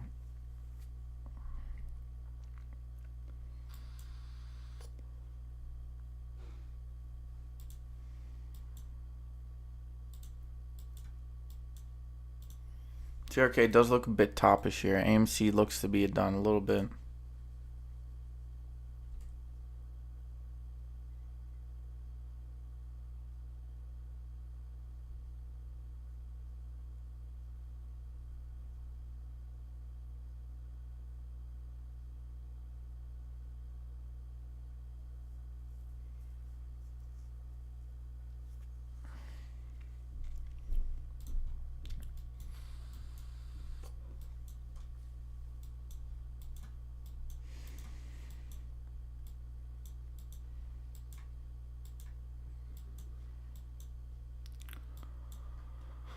Yeah, TRK's volume is dipping. I mean, we're very overbought. What's the RSI now? RSI's at 90. I don't see how it's going to... It might just come back down a little bit and then sort of trade sideways. ATGL looks ready for a potential another pop-up here. AMC, I don't want to look at AMC. LIFW hit $2, came back down. HUBC 88. Oh wow, TRK is still going. Holy shit. I'm just gonna not talk about TRK. How about that?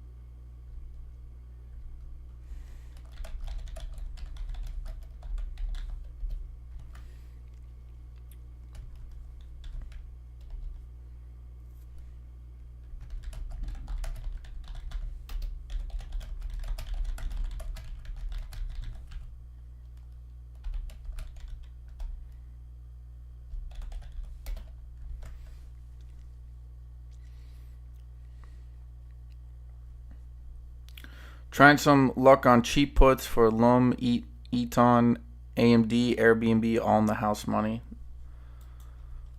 Yeah, bro. I think the market is about to.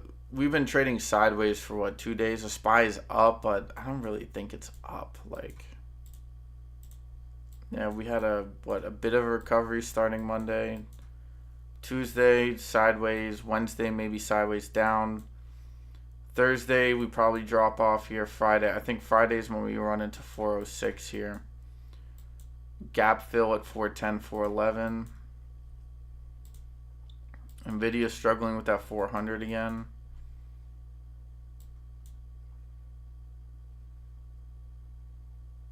Definitely had a rejection of that 260, 400, 260. ATGL not doing too good. HUBC popping up. Definitely. Yeah, volume has definitely died on TRKA here. I wonder actually how much selling there is or if there will be any at all.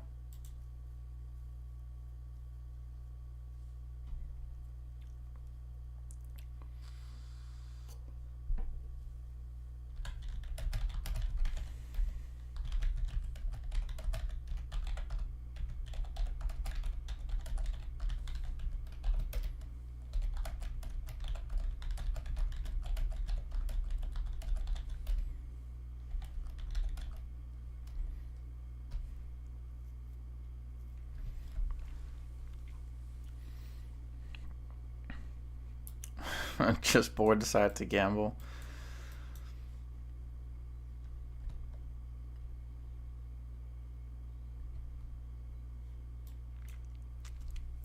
Yeah, no, I think we made some good moves today. Plenty of opportunity to make some money.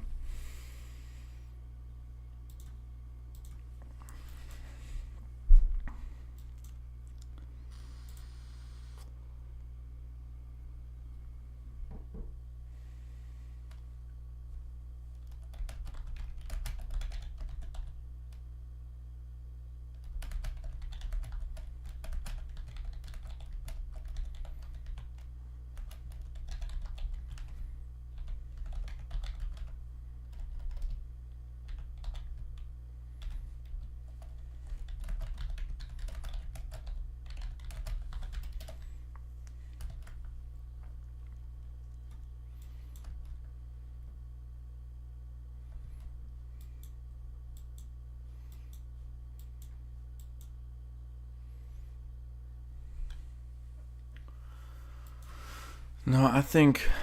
Let's see.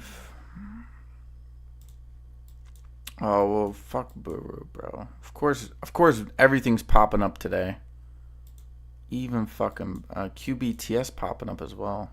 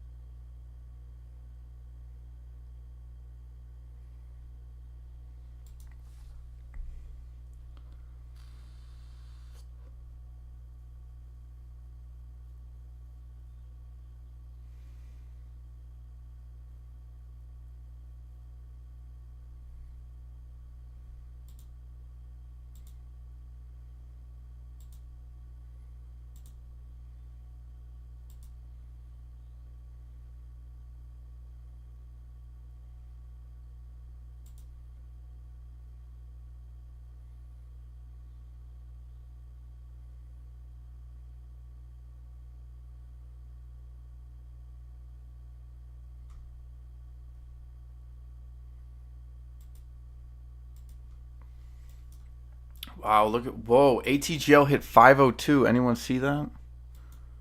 Or is that just me? Yep, 502. It's bouncing back and forth. It's now up 20%. Move looks pretty decent here. A little bit of a dip and then a buying pressure coming in. So it kind of moved it sideways.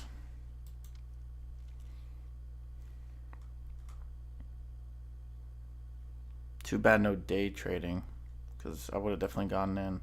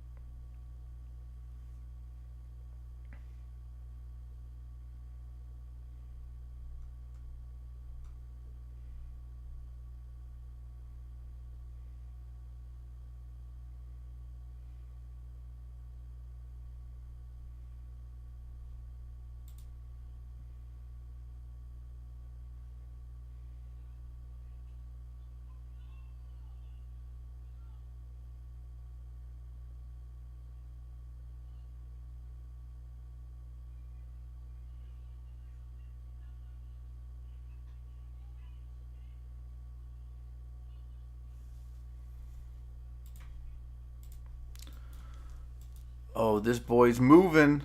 It's moving. TRK back down to 87. Retesting at 13.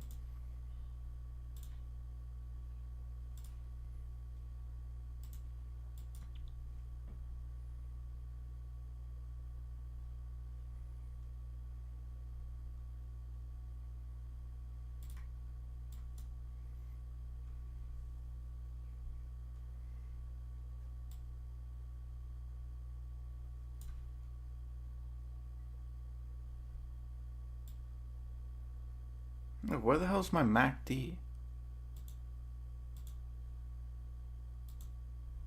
What the frick?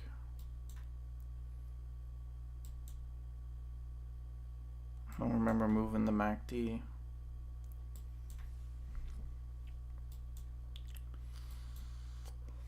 $534. ATGL moving up. CGC, look at that. Nice little pop-up, 57. Man, I should just be playing CGC, bro. This shit's fucking easy.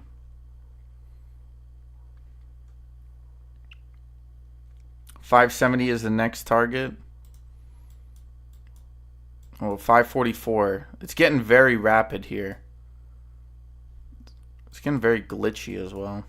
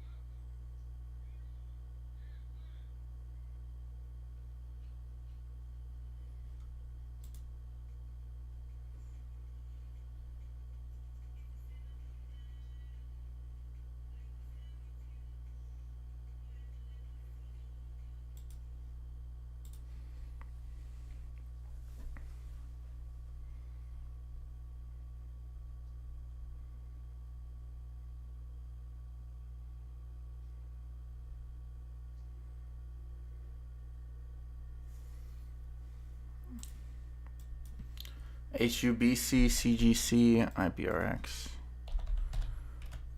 563, IBRX 354. Ooh.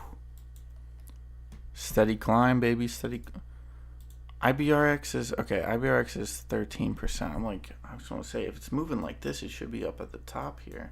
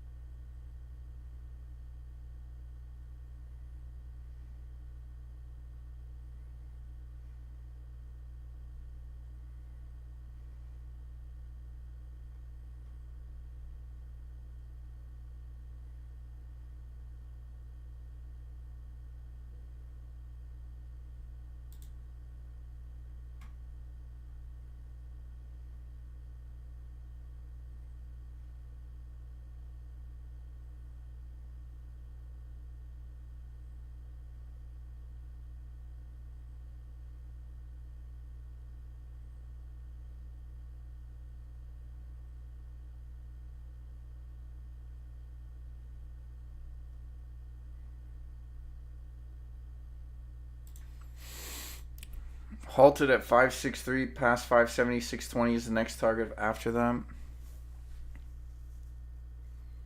And TRK is taking a bit of a hit here, back down to 86. Indecisiveness on the way down. Could be loading up for another run. Can anyone see the COB on HUBC? I've read it's, yeah, I can take a look for you, Joel.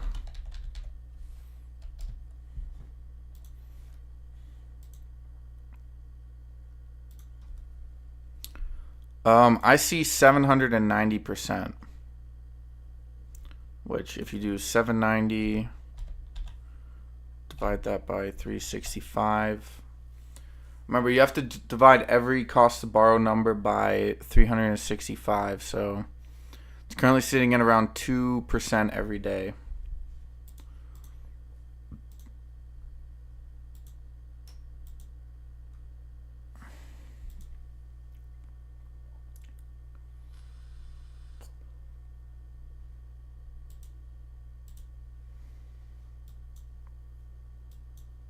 Right? That's how cost to borrow works, right? Or am I just crazy on that?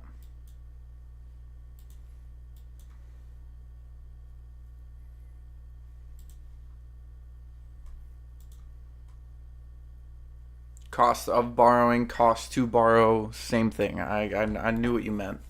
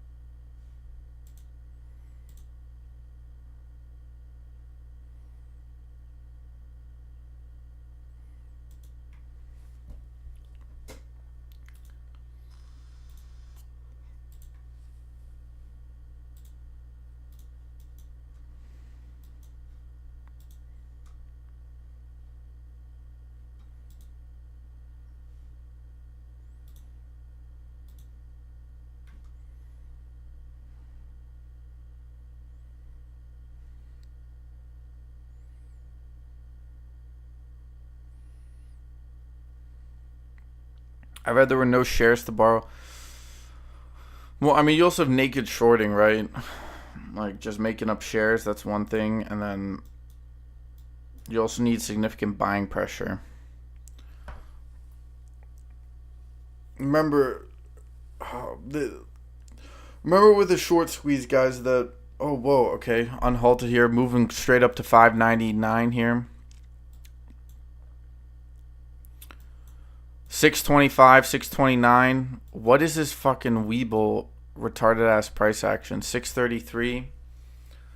One of the things you have to remember, right, is that most floats are manipulated and set up months in advance, weeks in advance, days in advance. All right, that's what happened with GME. A lot of people don't like to admit that, but right, GME's float was set up. Right, market makers set that up.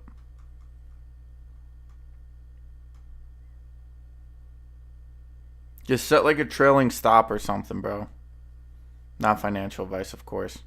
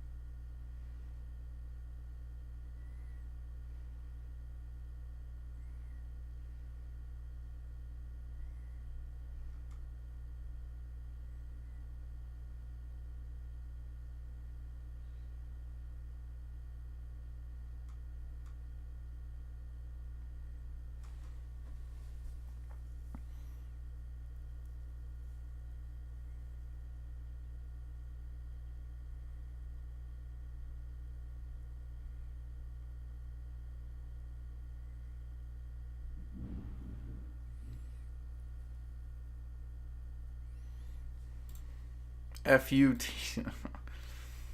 Yeah. That's why I don't mess around with some of these brokers, bro. New on IBRX and HUBC. Oh, wait, I already have IBRX. We'll just leave it there.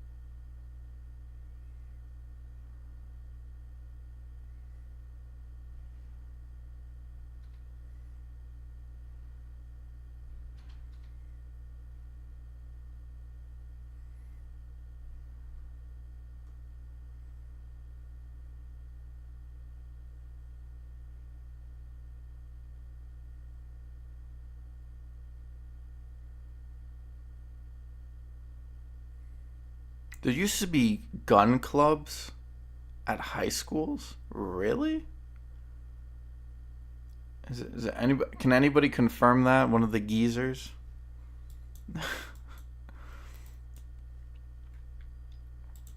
Makes my voice pitch up because that's fucking insane. That'd actually be fucking cool, to be honest.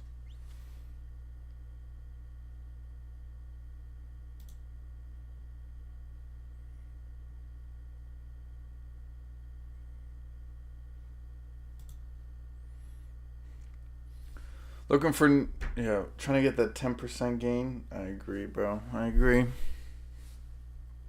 Portfolio is up 22% for the week. Joel's killing it, bro.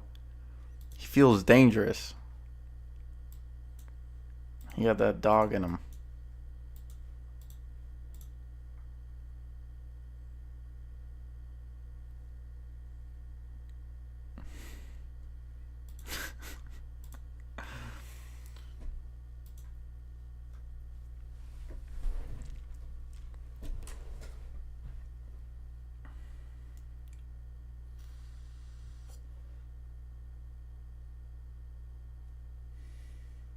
Yes, we used to have our rifle racks in our pickups.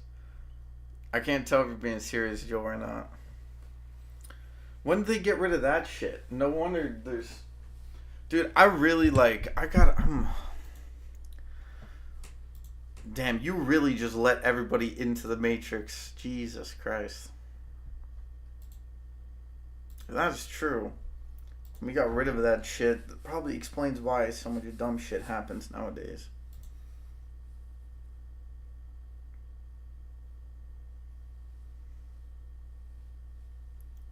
Damn, dude.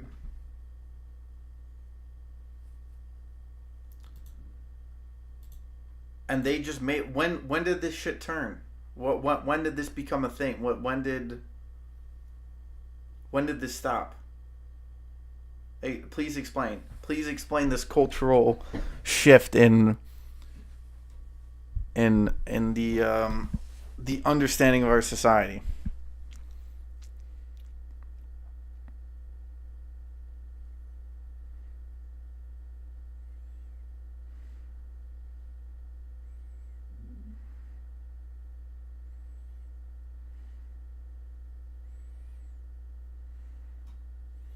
But why did it stop? Was it because of Columbine? Is that why?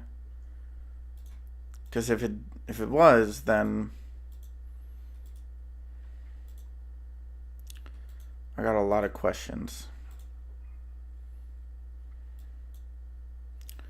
Well, ATGO unhalted here.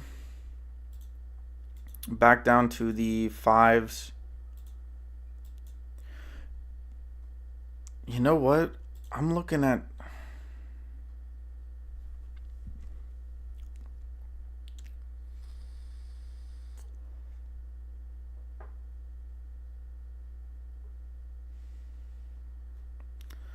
Steve, I was looking at the fundamentals of TRK again. I'm kind of starting to get bullish on this shit.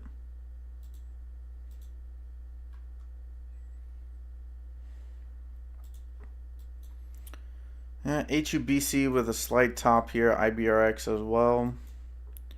Most of these have moved up significantly.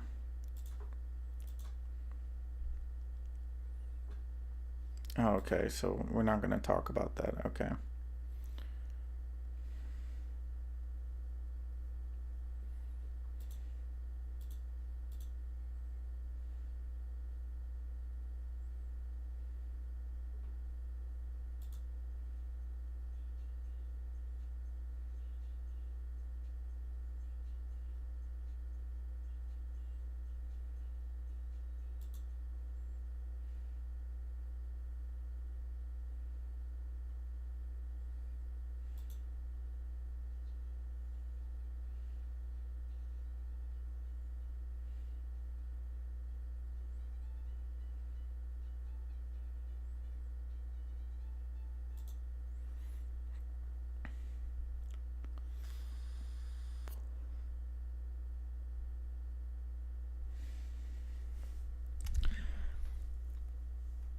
Yeah, but Joel, I mean, like,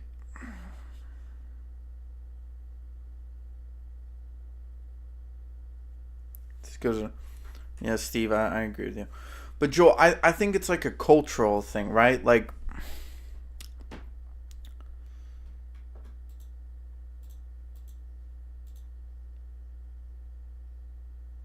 it's a culture thing, okay? If you can bring guns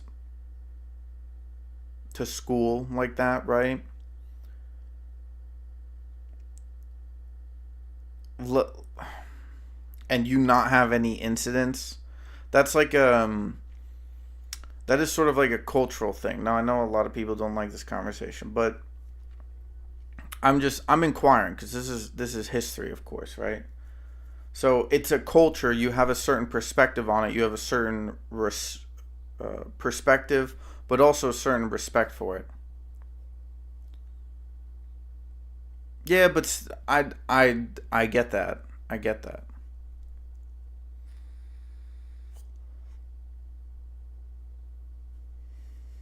But I'm like I don't care about the actual bringing the gun to the school. I'm thinking more about the culture of it. Like the how do you say the frame of mind, right? Because people who walk into schools and do that type of stuff in the modern day, right? There's a certain level of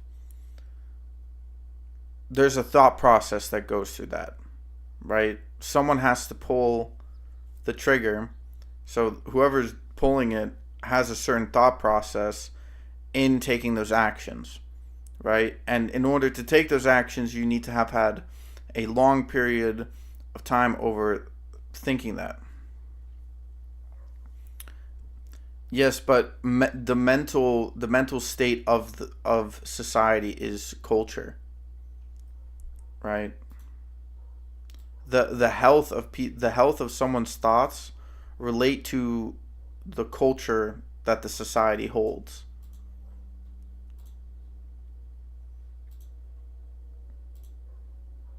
Like for example, I was watching I watched this was a couple of weeks ago. I watched the two Avatar movies. The first one that was came out a while ago, and then the most recent one, The Way of Water or whatever.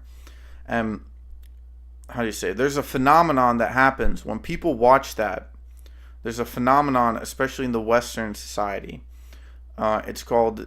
There's like a term they called it Avatar depression or something like that, where when people finish watching those movies, they go to this sort of like depressive state because the sort of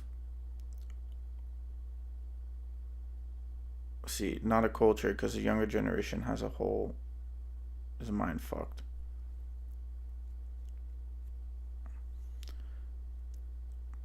How do you say the okay back to what I was saying. The in Western society, if you watch, this is a phenomenon that was described after people watched the Avatar movies. That is due to sort of an inclination and understanding of certain principles within the way of lifestyle of human beings, right? And sort of the modern versus the old version of it, right? Because technically, on an evolutionary basis, you are more designed to live like that than to live in a modern society, right? Because modern society has not been around as long as sort of quote unquote living out in the woods, right? So there's a mindset that comes to that. So now, as a society, because we have entered into a frame that is not necessarily correlated to our biological understanding of our surroundings, then how do you say our the culture that we reside in and our environment has an impact on the mental health that we presumably hold.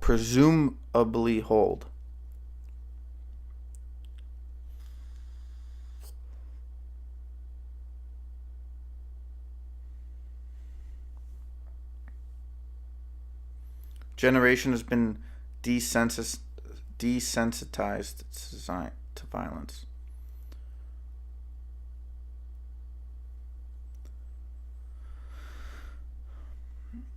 So what, you're saying that there's essentially a mass psychological craving across the broader consciousness of the Western world? Is that what you're saying?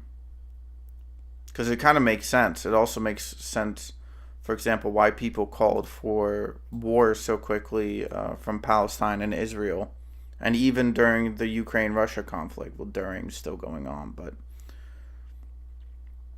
I understand the desensit. Yeah, but this is, but how do you say it? Yes, the generation has been desensitized. But why is that the case? It's because of the structure of our society. That structure of our society only came to be due to the sort of general philosophical modes of sort of being that older generations took into place, right?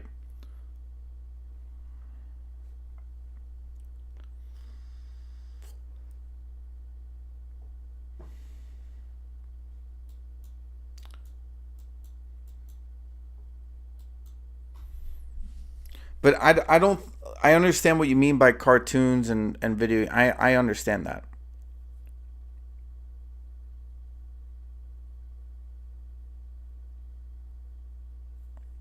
Unfortunately, many people, I get that, right? I get that, but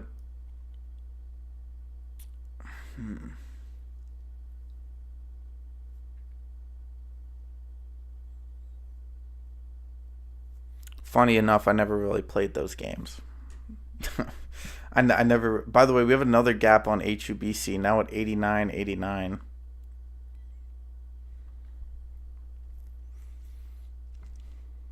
And I also did a lot of like, not that I think it has much to do with it, but I did do a lot of like. By the way, ATGL coming now down back to 515 does still have a gap. But I'm simply, look, I'm simply trying to understand it, right? Because in my mind, the internet, we did it. We have too much information for our own good.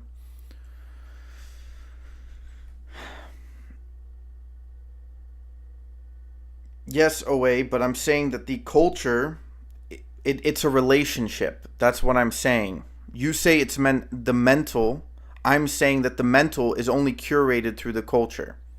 This is my thing. If you look, if this is the argument for school shootings. School shootings. Oh, it's the gun's fault. Well, no, it's actually the individual who pulled the trigger of the gun. Oh, so it's the mental health of the individual. How did that individual with that state of mental health, how was it able to be curated? How was that mental health be able to curate it? Well, it was the environment. Okay, well, that environment, how was that environment curated? Well, it was because of culture and society. How was that culture and society curated? That's what I'm saying, right? There are a multitude of variables that impact the mental health of an individual. It is not simply and purely just mental health does not just appear as mental health, right? The factors going into mental health, the variables and factors impact mental health. That's what I'm saying, right? There's a then because then you go into, I would say, the spiritual at that point, right? Once you're past society.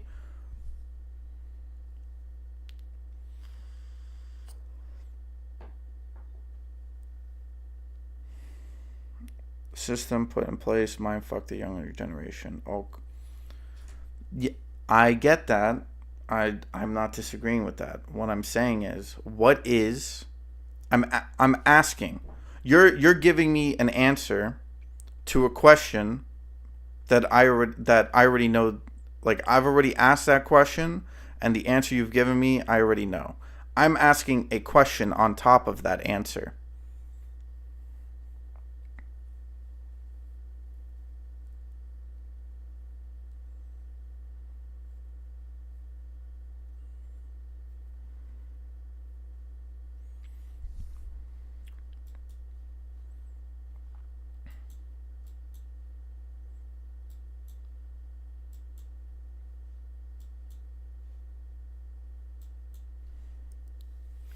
Say To me, culture is part of one's upbringing in a specific ethnicity when it comes to society. I believe that's part of the outside world.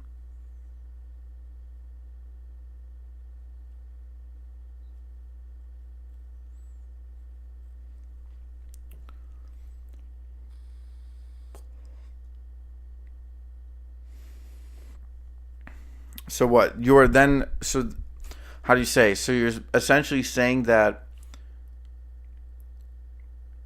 due to the how would I explain this? So you're saying that basically due to the sort of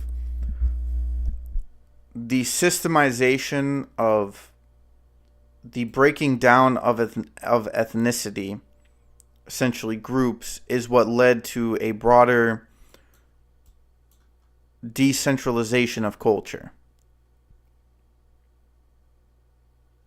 But I believe culture in a relationship is more about family, not society. Society is separate. It influences our kids, and in many ways it's very negative. Like Iceland culture versus Ireland culture, etc. Yes, but how do you say the broader society impacts the individual through the various levels of society that lead into the individual?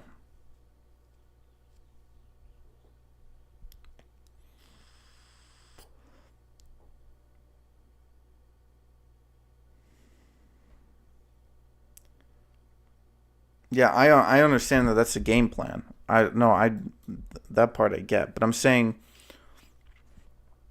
look, what is mental health? Mental health is the curation of meditation on a specific moral standing, right?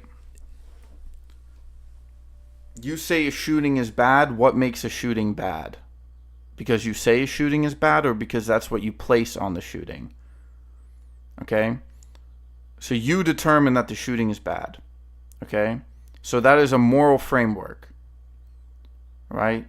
A moral framework is only perpetuated through meditation, or what is otherwise known as prayer.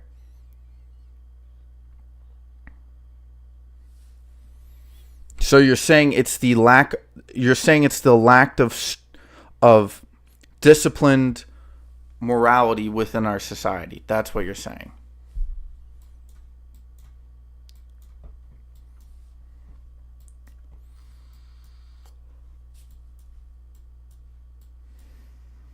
And then I ask you the question, if it's a lack of disciplined morality of the society or of the culture, you say culture is family and relationships. Okay, why is the family in lack of those morals?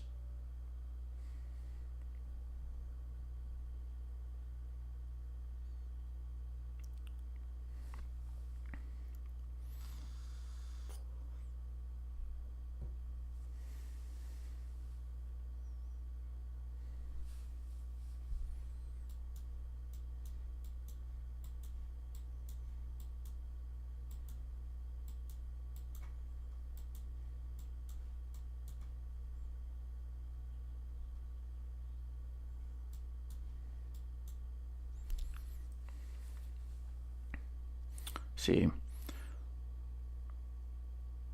young immature minds are easily influenced, especially those who are highly intelligent. There was a time when a crime was committed. You can pinpoint the culture, ethnicity of that person's background. Nowadays, you just never know.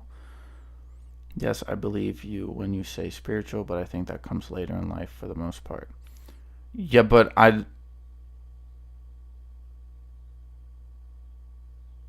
no, yeah, but is it philosophical? Okay, that's my question. I don't think it is. I'm.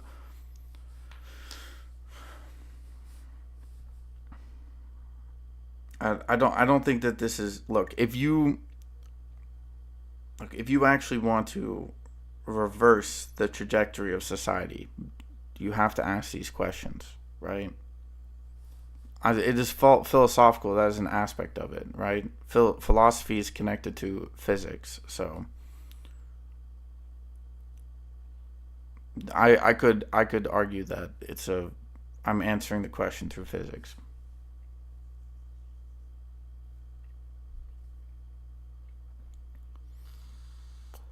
I no, I'm not saying that.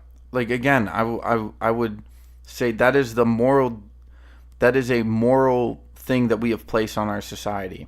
You say spirituality comes later. It only comes later due to, again, due to the society, or due to, like, for example, Mormons, right? Or the Amish. The Mormons and the Amish, these two, they're spiritual from the beginning. In fact, that's most of their life. Most of their life is spirituality. Not saying that everyone agrees with that, but that's also because they have outside influence from broader society, right? Like, when I lived in Pennsylvania, right, there used to be this show. It was called Keeping Up with, or it was called the Amish something, right? And like the Amish, they get to leave for like a year or two. And during that time, the year or two, they get to decide whether they stay with the Amish or they go into the outside world. They can leave the Amish. Like the Amish basically give them a year to experience life as broader society.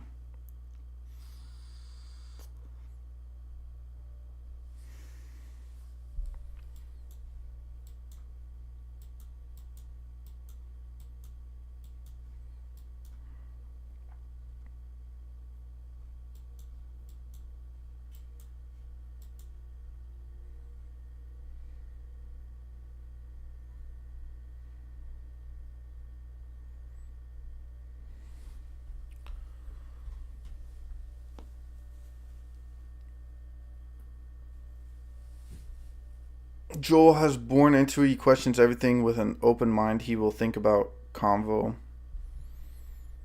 and have that aha moment. Give him time. Yeah, no, I'm not expecting an immediate answer, but I'm just I don't even remember how this conversation started. Oh yeah, it was because I asked would there be were there gun clubs back in the day? I forgot. I forgot about that. That's where this started from. Shit.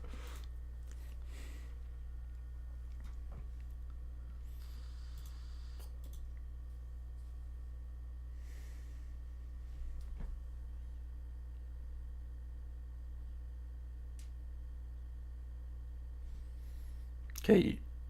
Problem is there's no discipline, and one more. Okay.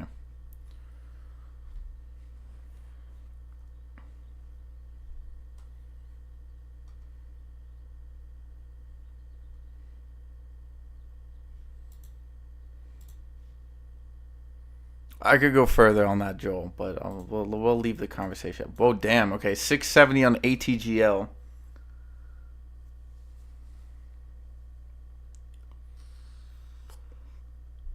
687, moving up rapidly.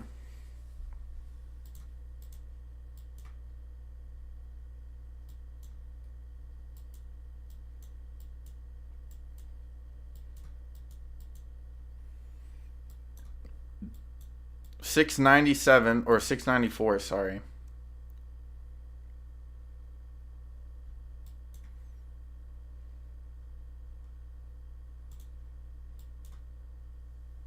$7.10. Mothers and fathers are not displaying their children. You can't always fault them, though, because they can always be there for them. In many cases, both parents work a full-time job. Yep, 727. Damn, bro. I told you, if I had a day trade, I would have been in an ATGL.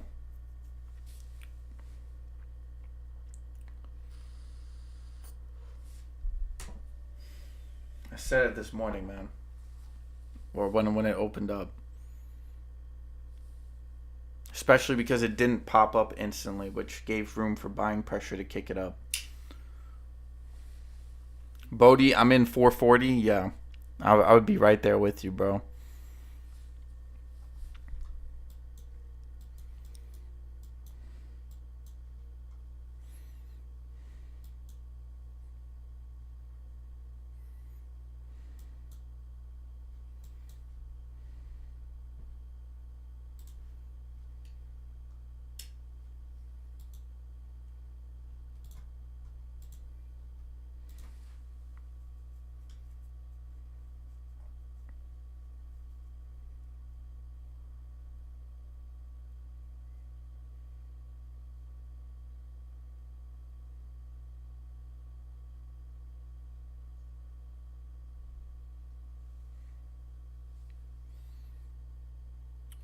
You're a deep thinker. That's a good thing. Yeah, I hope so. Just hope it doesn't get me into trouble. It has in the past. Let's just hope nothing too serious.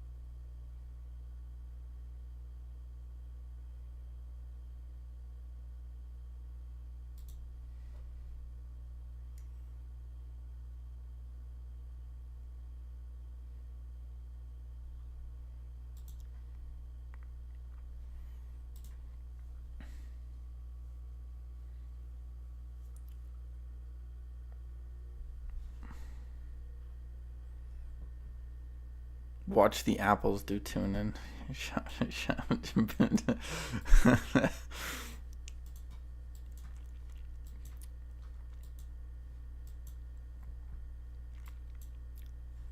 Man, get this guy out of my stream, bro.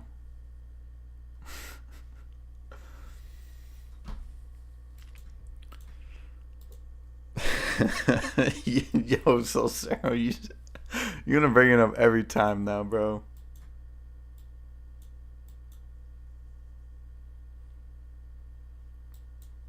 Don't worry, don't worry. I already heard your singing, so Sarah.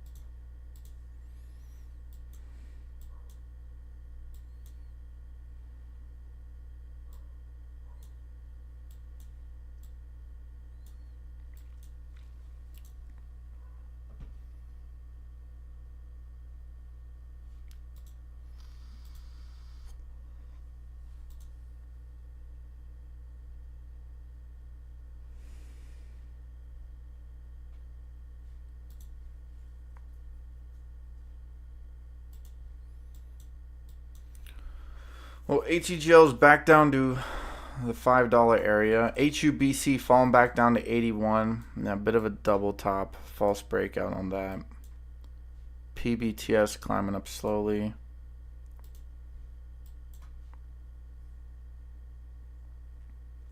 VSME turning. VSME did have a good little setup for a bounce at some point, yeah. Bought in at that 70 would have been a nice bottom buy.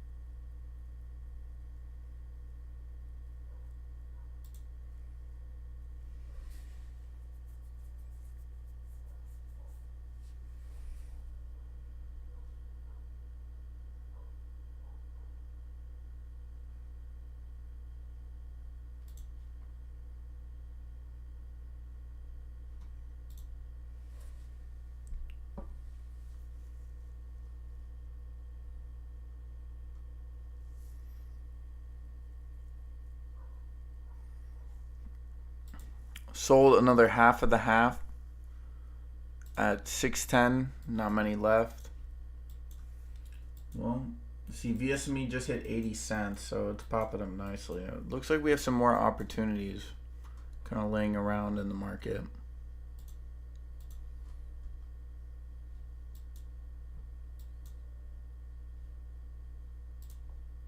TRKA could be a little dip buy at some point.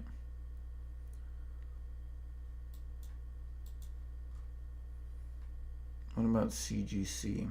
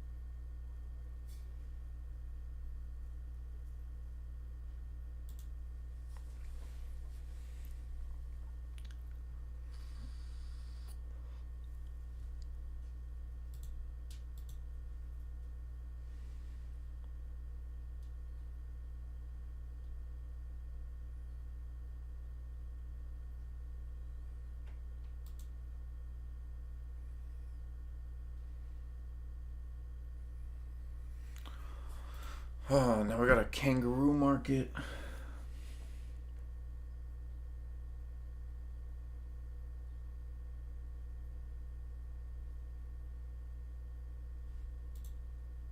So wait, China canceled? Holy shit. How is it even? VSME up to 85 now. Damn, that would have been such a good recovery buy at 70.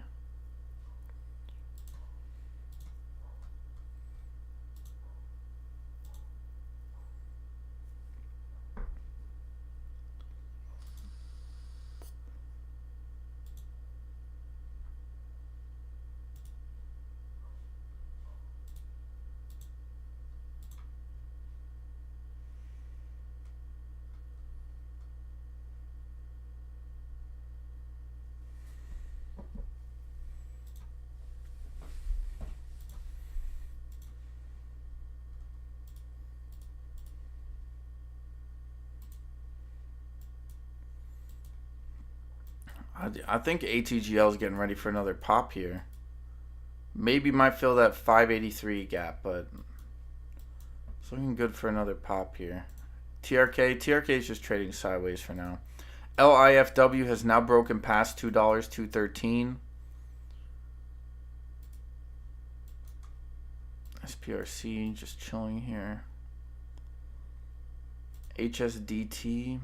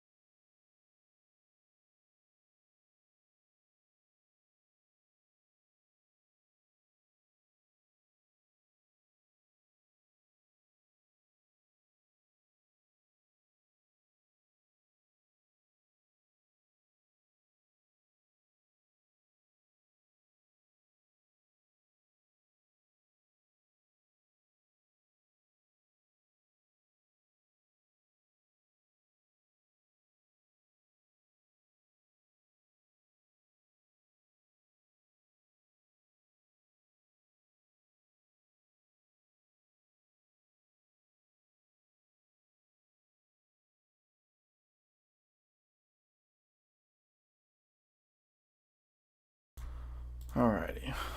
It's 10 o'clock here. ATGL, let's go. Ready for another pop, maybe? I think it's ready for another pop. Coming back just in time.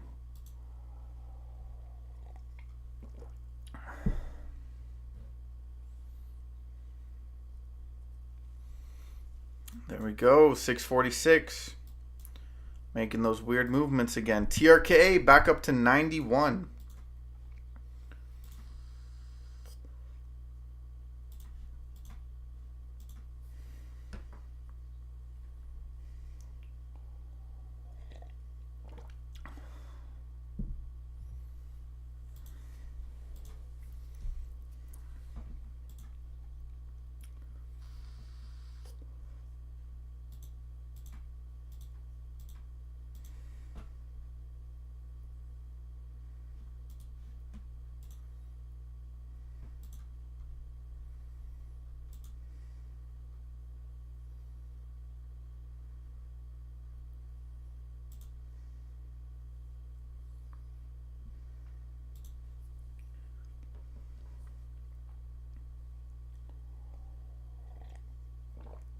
BKYI. BKYI. Alright, well, let's take HUBC off. BKYI. Woo! Okay, up 11%. Nice. VSME is back down to 81.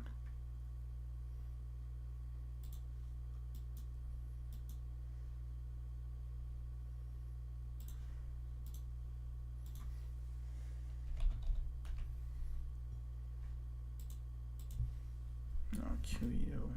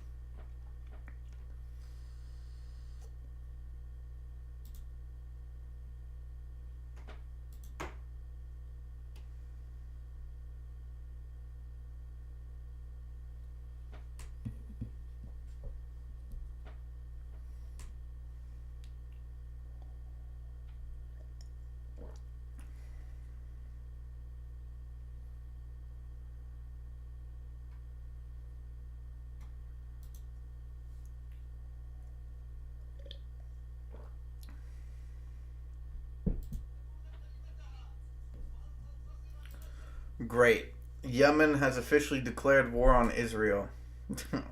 Oh, great. Just what you thought. Just what you thought. It was all chill. Oh, fuck. Here we go.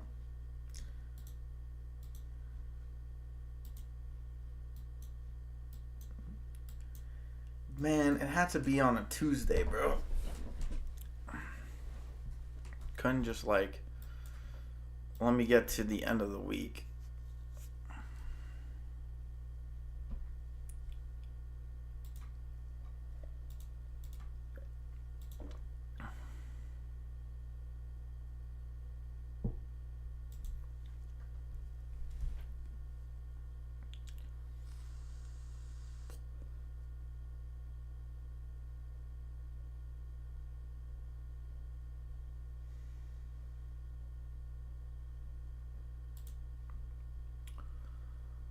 Alright, so Yemen has declared war on Israel. What does this mean?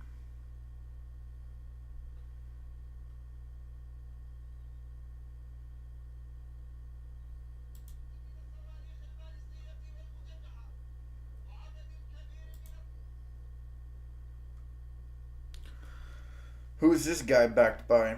And that's the question. I'm assuming Russia or something.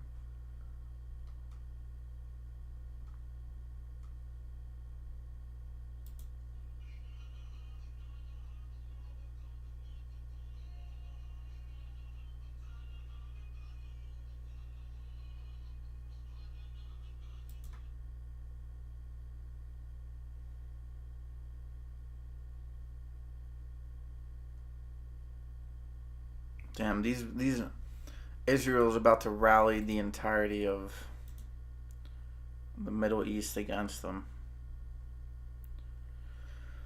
That's one more domino down the hill. Next question is which is the next one? What, Iran officially declares? Egypt piles in? No, Egypt's controlled by the U.S. I don't think that happens.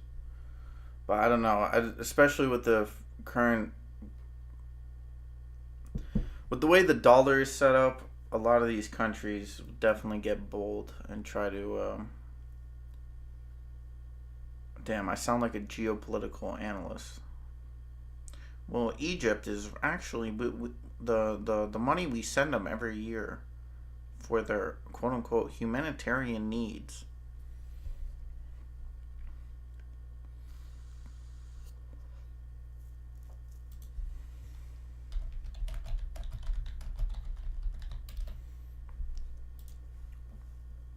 What, Oman?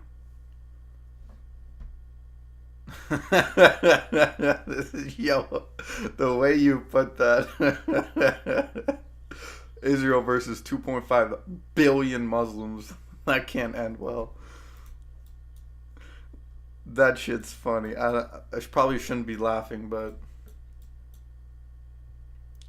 there's just the way that's put is so. Bro, Jordan, but probably Jordan's next. I know Jordan doesn't really mess with Israel.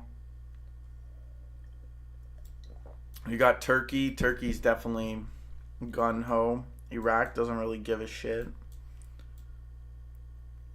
Saudi Arabia, I think, will play ball. Oman, maybe. I don't think Oman really gives a shit.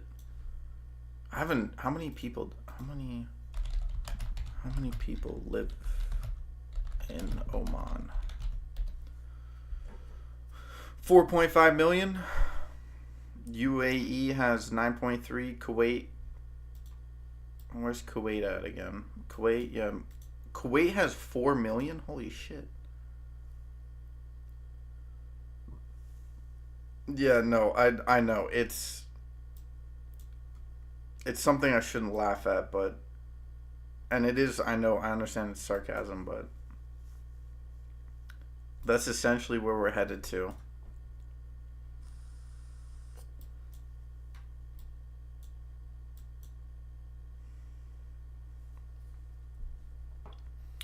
Is this the is this that what, that conspiracy theory that the Jews and Christians have collaborated to enact or bait Muslims into a holy war? You know my fishies.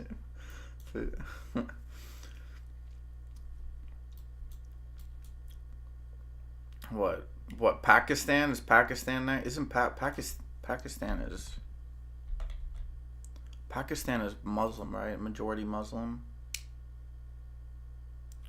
Officially the Islamic Republic. Okay, so especially if Pakistan gets involved. How many? What's their population? 250,000. Holy shit.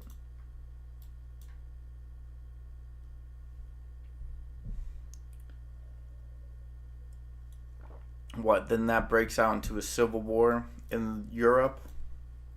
Is that what we're looking at? Because, like, there are countries in Europe where, like, you're bordering on 50-50 on Muslims versus Christians. Syria? Would Syria get involved? I don't know how prolific Syria is in regards to military strength. Lebanon, I mean, they're basically involved already. Nobody respects their main government in that country. So if that's the case, then what, Syria would be next, right? Syria or Jordan. Especially if you knock in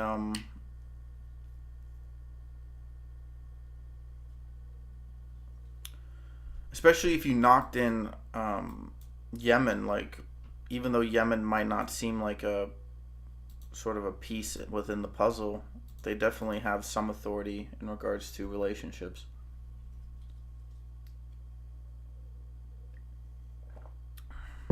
US, yeah, but nowhere near Europe, bro. How many Muslims live in the United States? No, and by the way, a lot of the well, I don't know, maybe the left, maybe that's the, because I know, like, that's sort of the thing. That's why I kind of like got just knocked off, is because people that I don't like started supporting sides that I just don't give a shit about, and people I do like, same thing. So, not that I don't like it, but just like in regards to ideology.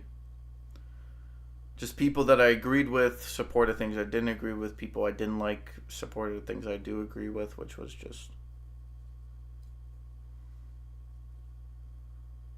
definitely makes me re-question a lot of my positions on things.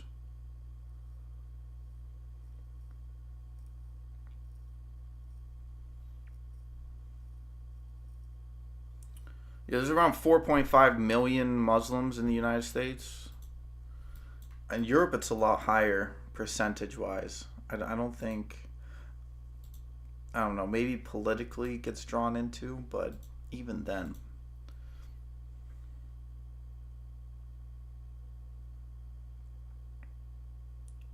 Tune is sleeping. I see hundreds of Muslims everywhere I go. I'm not religious. I want peace.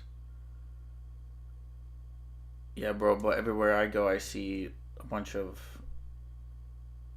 Christians. Like, America is massive.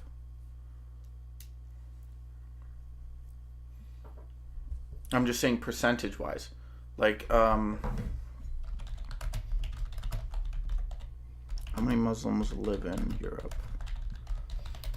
I don't know, maybe India even gets drawn in.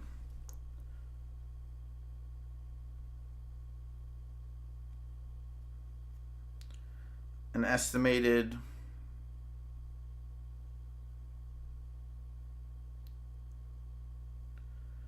no, okay, 44 million? That seems low. I know Germany's basically overrun.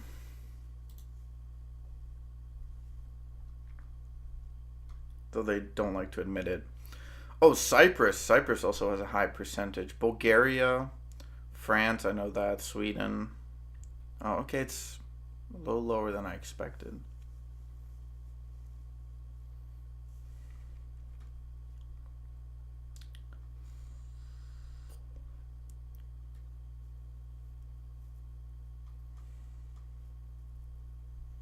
Percentage-wise, Europe has a higher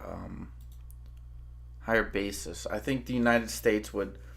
I don't think the United States itself would go into civil war. I definitely think the United States would kind of break off. Send you a video on Discord.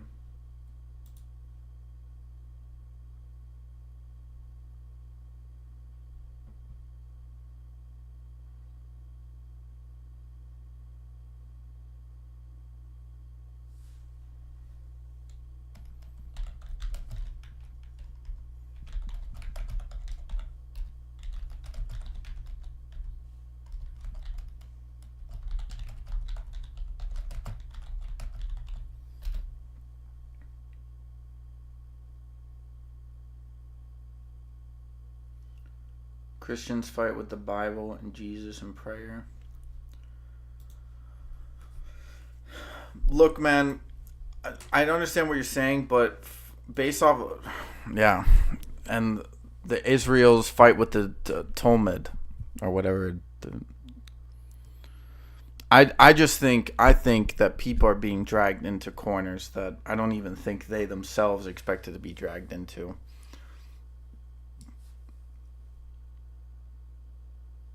The world's changing, man. I think sort of the way things are.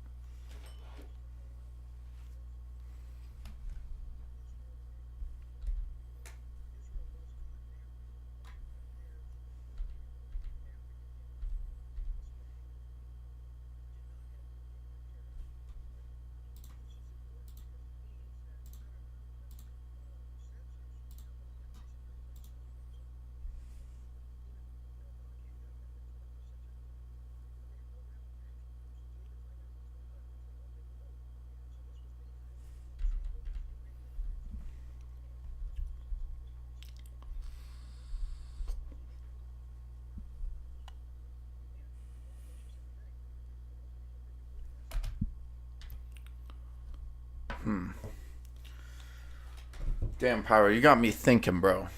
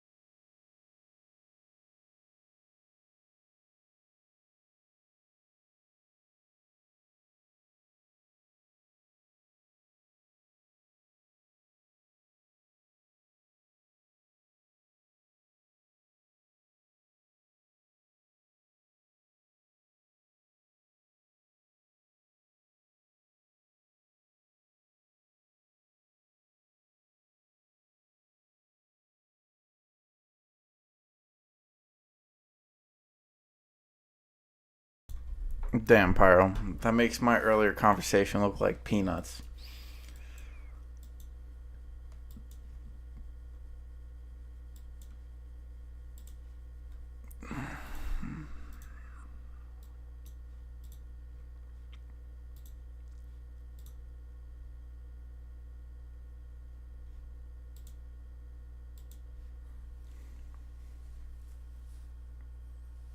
That makes me fuck. Damn.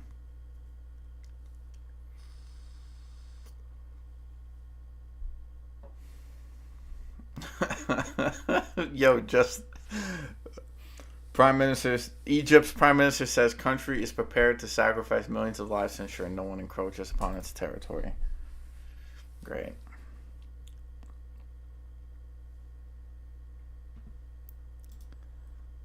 Yeah, it definitely gets me thinking.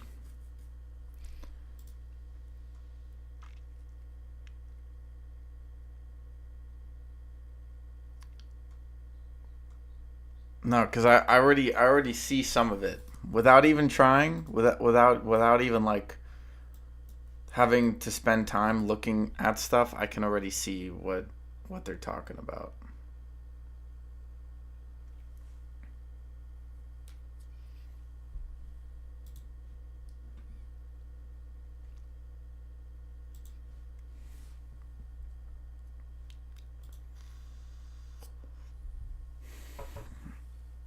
It well, mentioning what I was talking about earlier this morning in regards to sort of the stimmies and everything. Yeah, I mean it even completes the picture further out.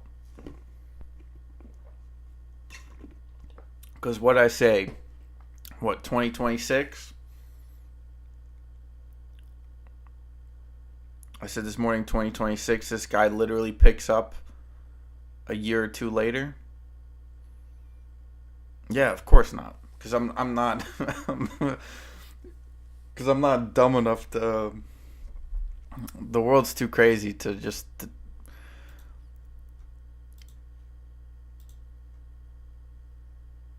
too many people focusing on dumb shit for me to sit here and just like completely not take in what or just completely dismiss what he's saying.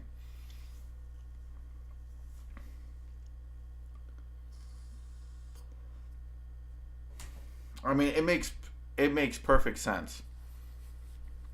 Because what I say this morning, what market crashes, then market goes back up, stimmy checks, right? Then you drop the blame, or whoever comes into power, then you can either drop the blame at their feet, or you can empower them, and then you pick up right off where that guy starts talking. That's crazy. That's fucking crazy, dude. Holy shit. I mean, that makes a lot of fucking sense.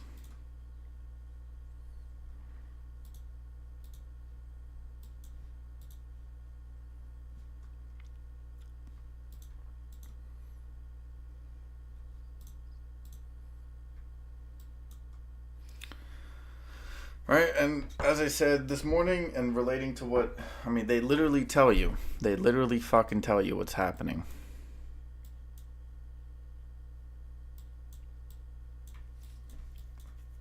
Now, that makes me think a little bit.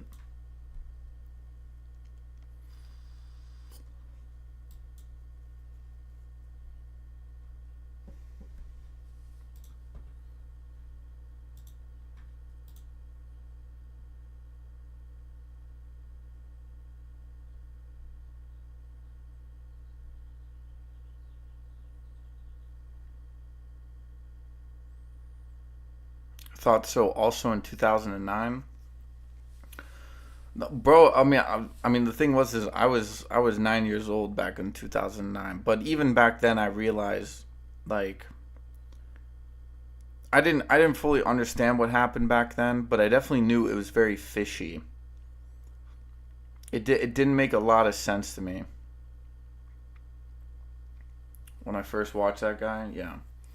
No, I mean it makes total sense. Even if you, because people are like, well, how could you know the future? I mean, just look at the past. If you look back on from just the 1950s alone, right? I mean, because how do you say, my family was directly involved in World War II, right? Direct one, I mean, not like fighting, but I'm saying they were civilians, right? And then you pit like you look at history leading up to World War II, then after World War II, you then read the history, and you see this clear distinction in the events that happen, and it has always bothered me that sort of clear cutoff line from the moment World War II ends to when you go into the next decade. Just looking at that sort of timeline and the way things are set up is so wild.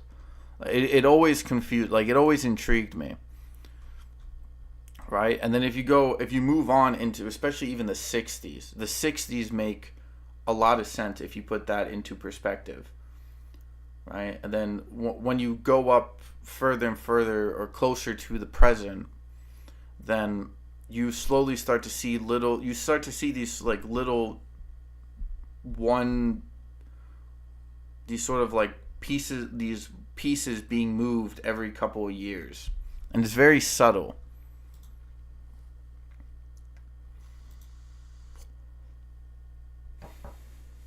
Like I think probably the greatest.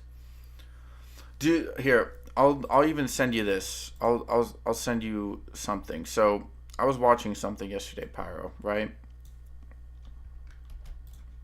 now, you don't have to watch it, but if you listen to what these guys are talking about, one of the first questions I ask myself is how is it possible that these guys, like, how do you say, it seems to me that there's been a significant amount of energy and resources dedicated to conceptually hinder certain modes of thought and thinking, right? And then if you listen to this podcast, which I didn't finish, but even the first 30 minutes, you ask yourself, like, holy shit, like, how is it that, like, we're reaching sort of precipice in the human consciousness where we can interact with these ideas.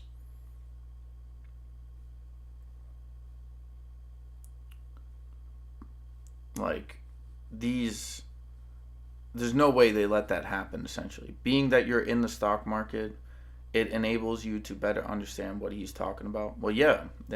Because especially with like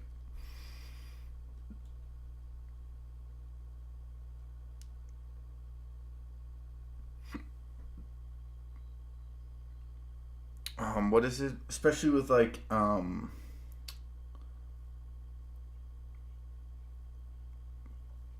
the how do you say?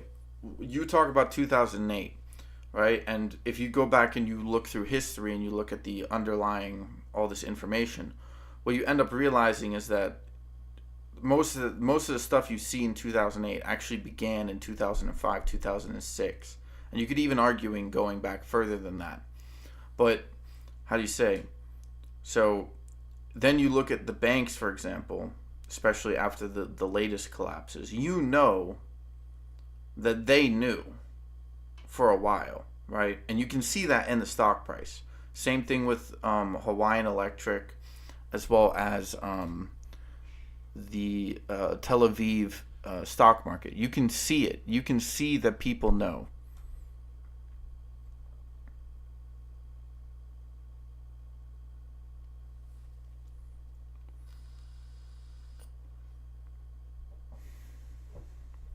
See, if you didn't understand economics, you would think it's all conspiracy theory. Yeah, isn't that funny? Because if you went to an economist professor, they would all be like, well, no, some of them, but not all of them. Some of them would agree.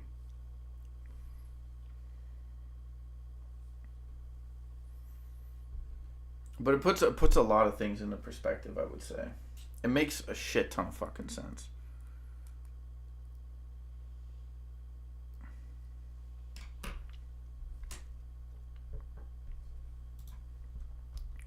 Because think about it, even most of the people who work on Wall Street, for example, like, and I'm not talking about like billionaires. I'm talking about people who like they go work and trade at like a prop firm or something like that.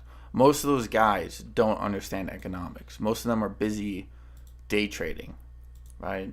Day trading is nice and it's an aspect of the market, but it doesn't coincide with the structural fundamentals of how a system works.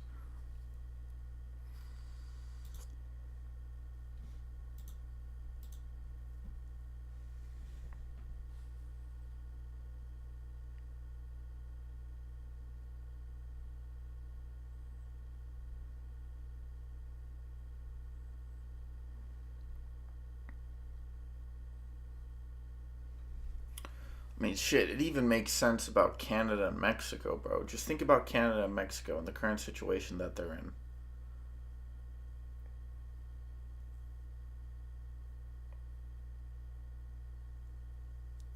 And it explains Venezuela. It explains Cuba. Holy shit. It explains Africa. Explains Asia. Southeast Asia. Eurasia.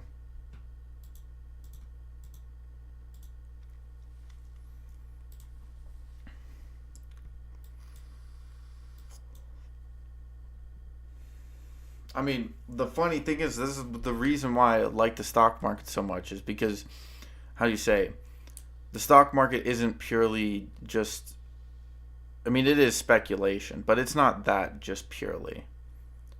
Like, it's a whole bunch of other things.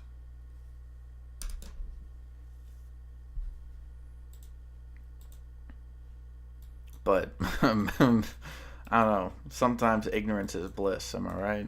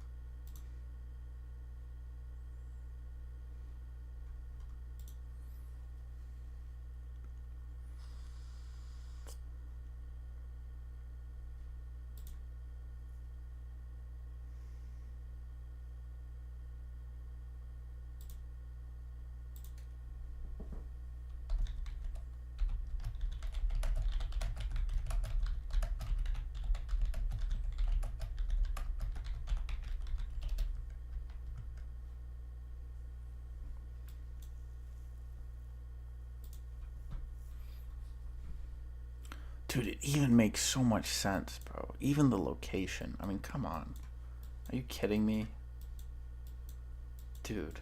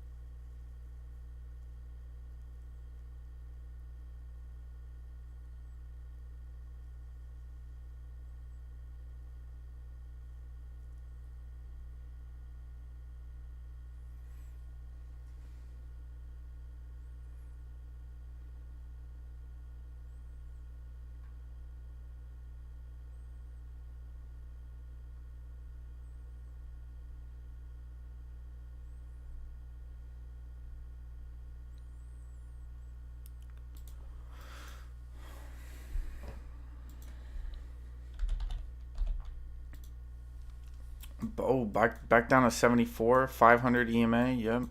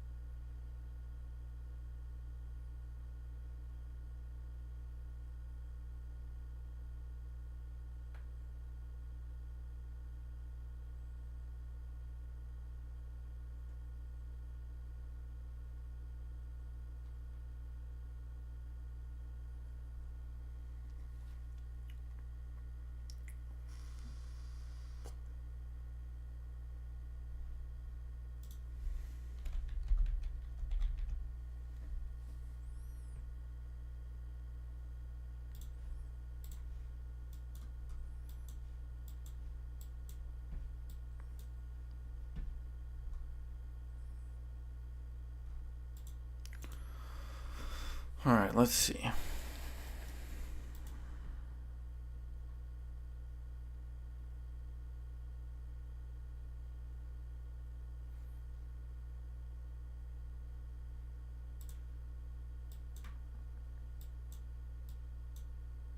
And would you look at that?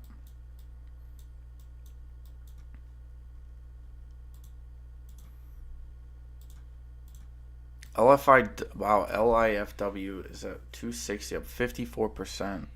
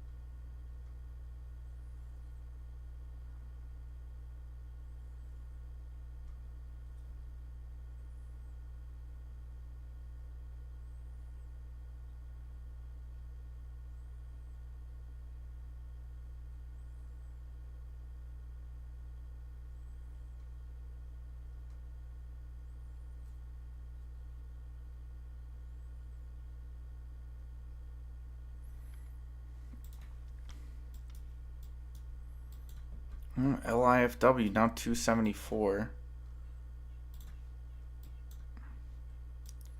TRK back up to 90. Does definitely seem some resistance just above this dollar supply area. HUBC still holding on to that 500. Looking to pop back up here. If you load it up below 75, looking good right now.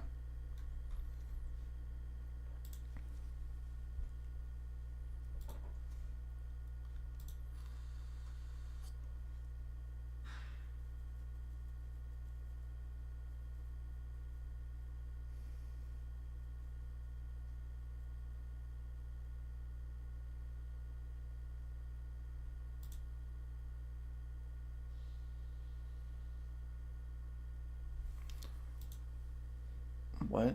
The national? Oh boy, here we go.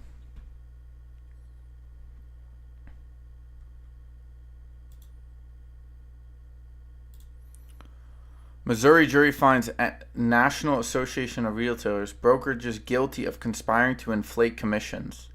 A Kansas City jury has found the National Association of Realtors and Keller Williams guilty of colluding to inflate or maintain high commission rates through NAR's clear cooperation rule. Defendants have been ordered to pay damages of $1.78 billion. Jury reached its verdict after a little over 2 weeks of testimony from plaintiffs and defendants. During their testimony, the home seller plaintiffs and their lead attorney argued that despite the defendants having antitrust rules and regulations in place, the trade grouping Corporate broker just knowingly violated their own rules in order to maintain high commission rates. Oh.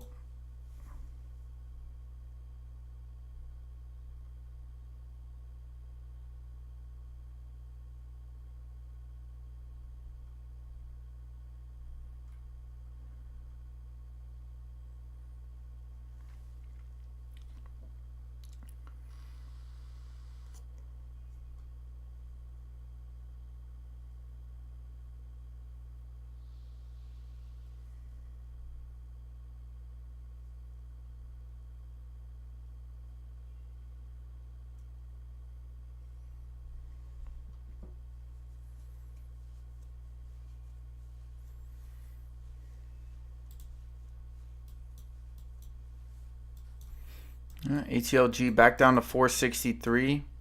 It's been slowly grinding down ever since.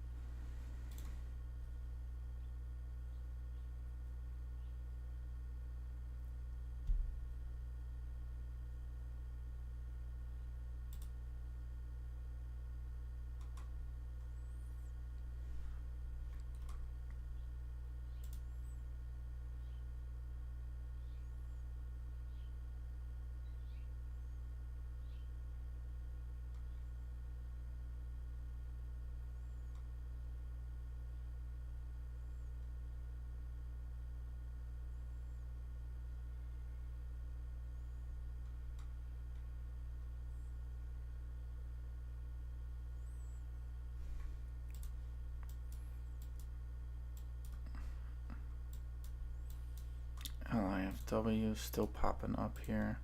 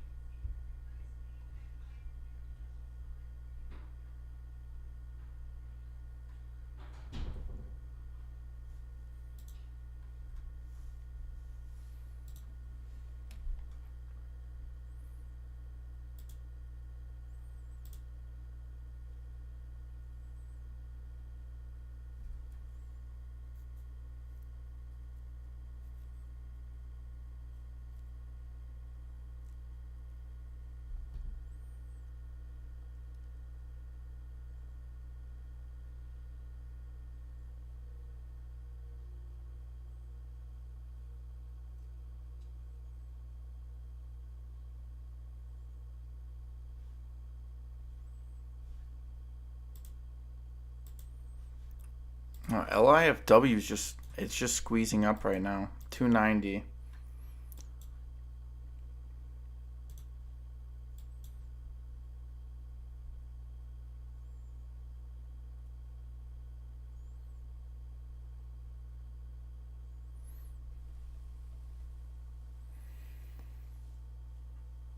I'm back in at HUBC 7380, about 298 on L. Well, looks like it's going $3.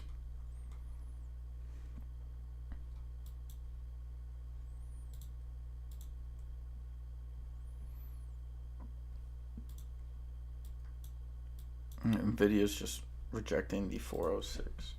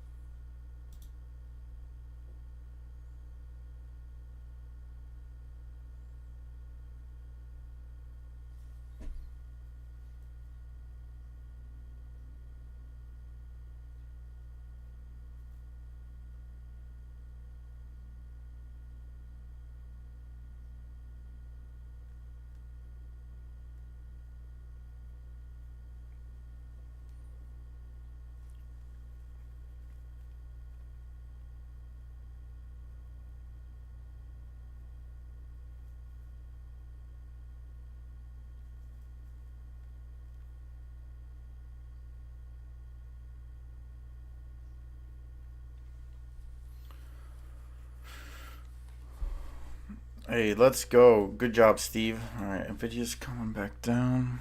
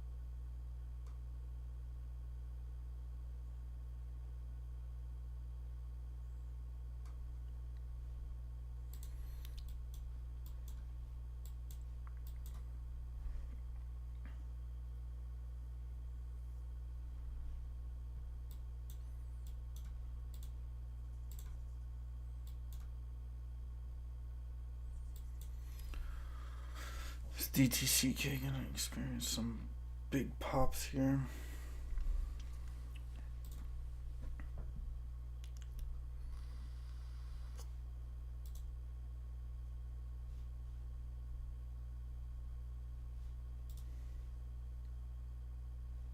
HUBC's risky man shorted. It may go down.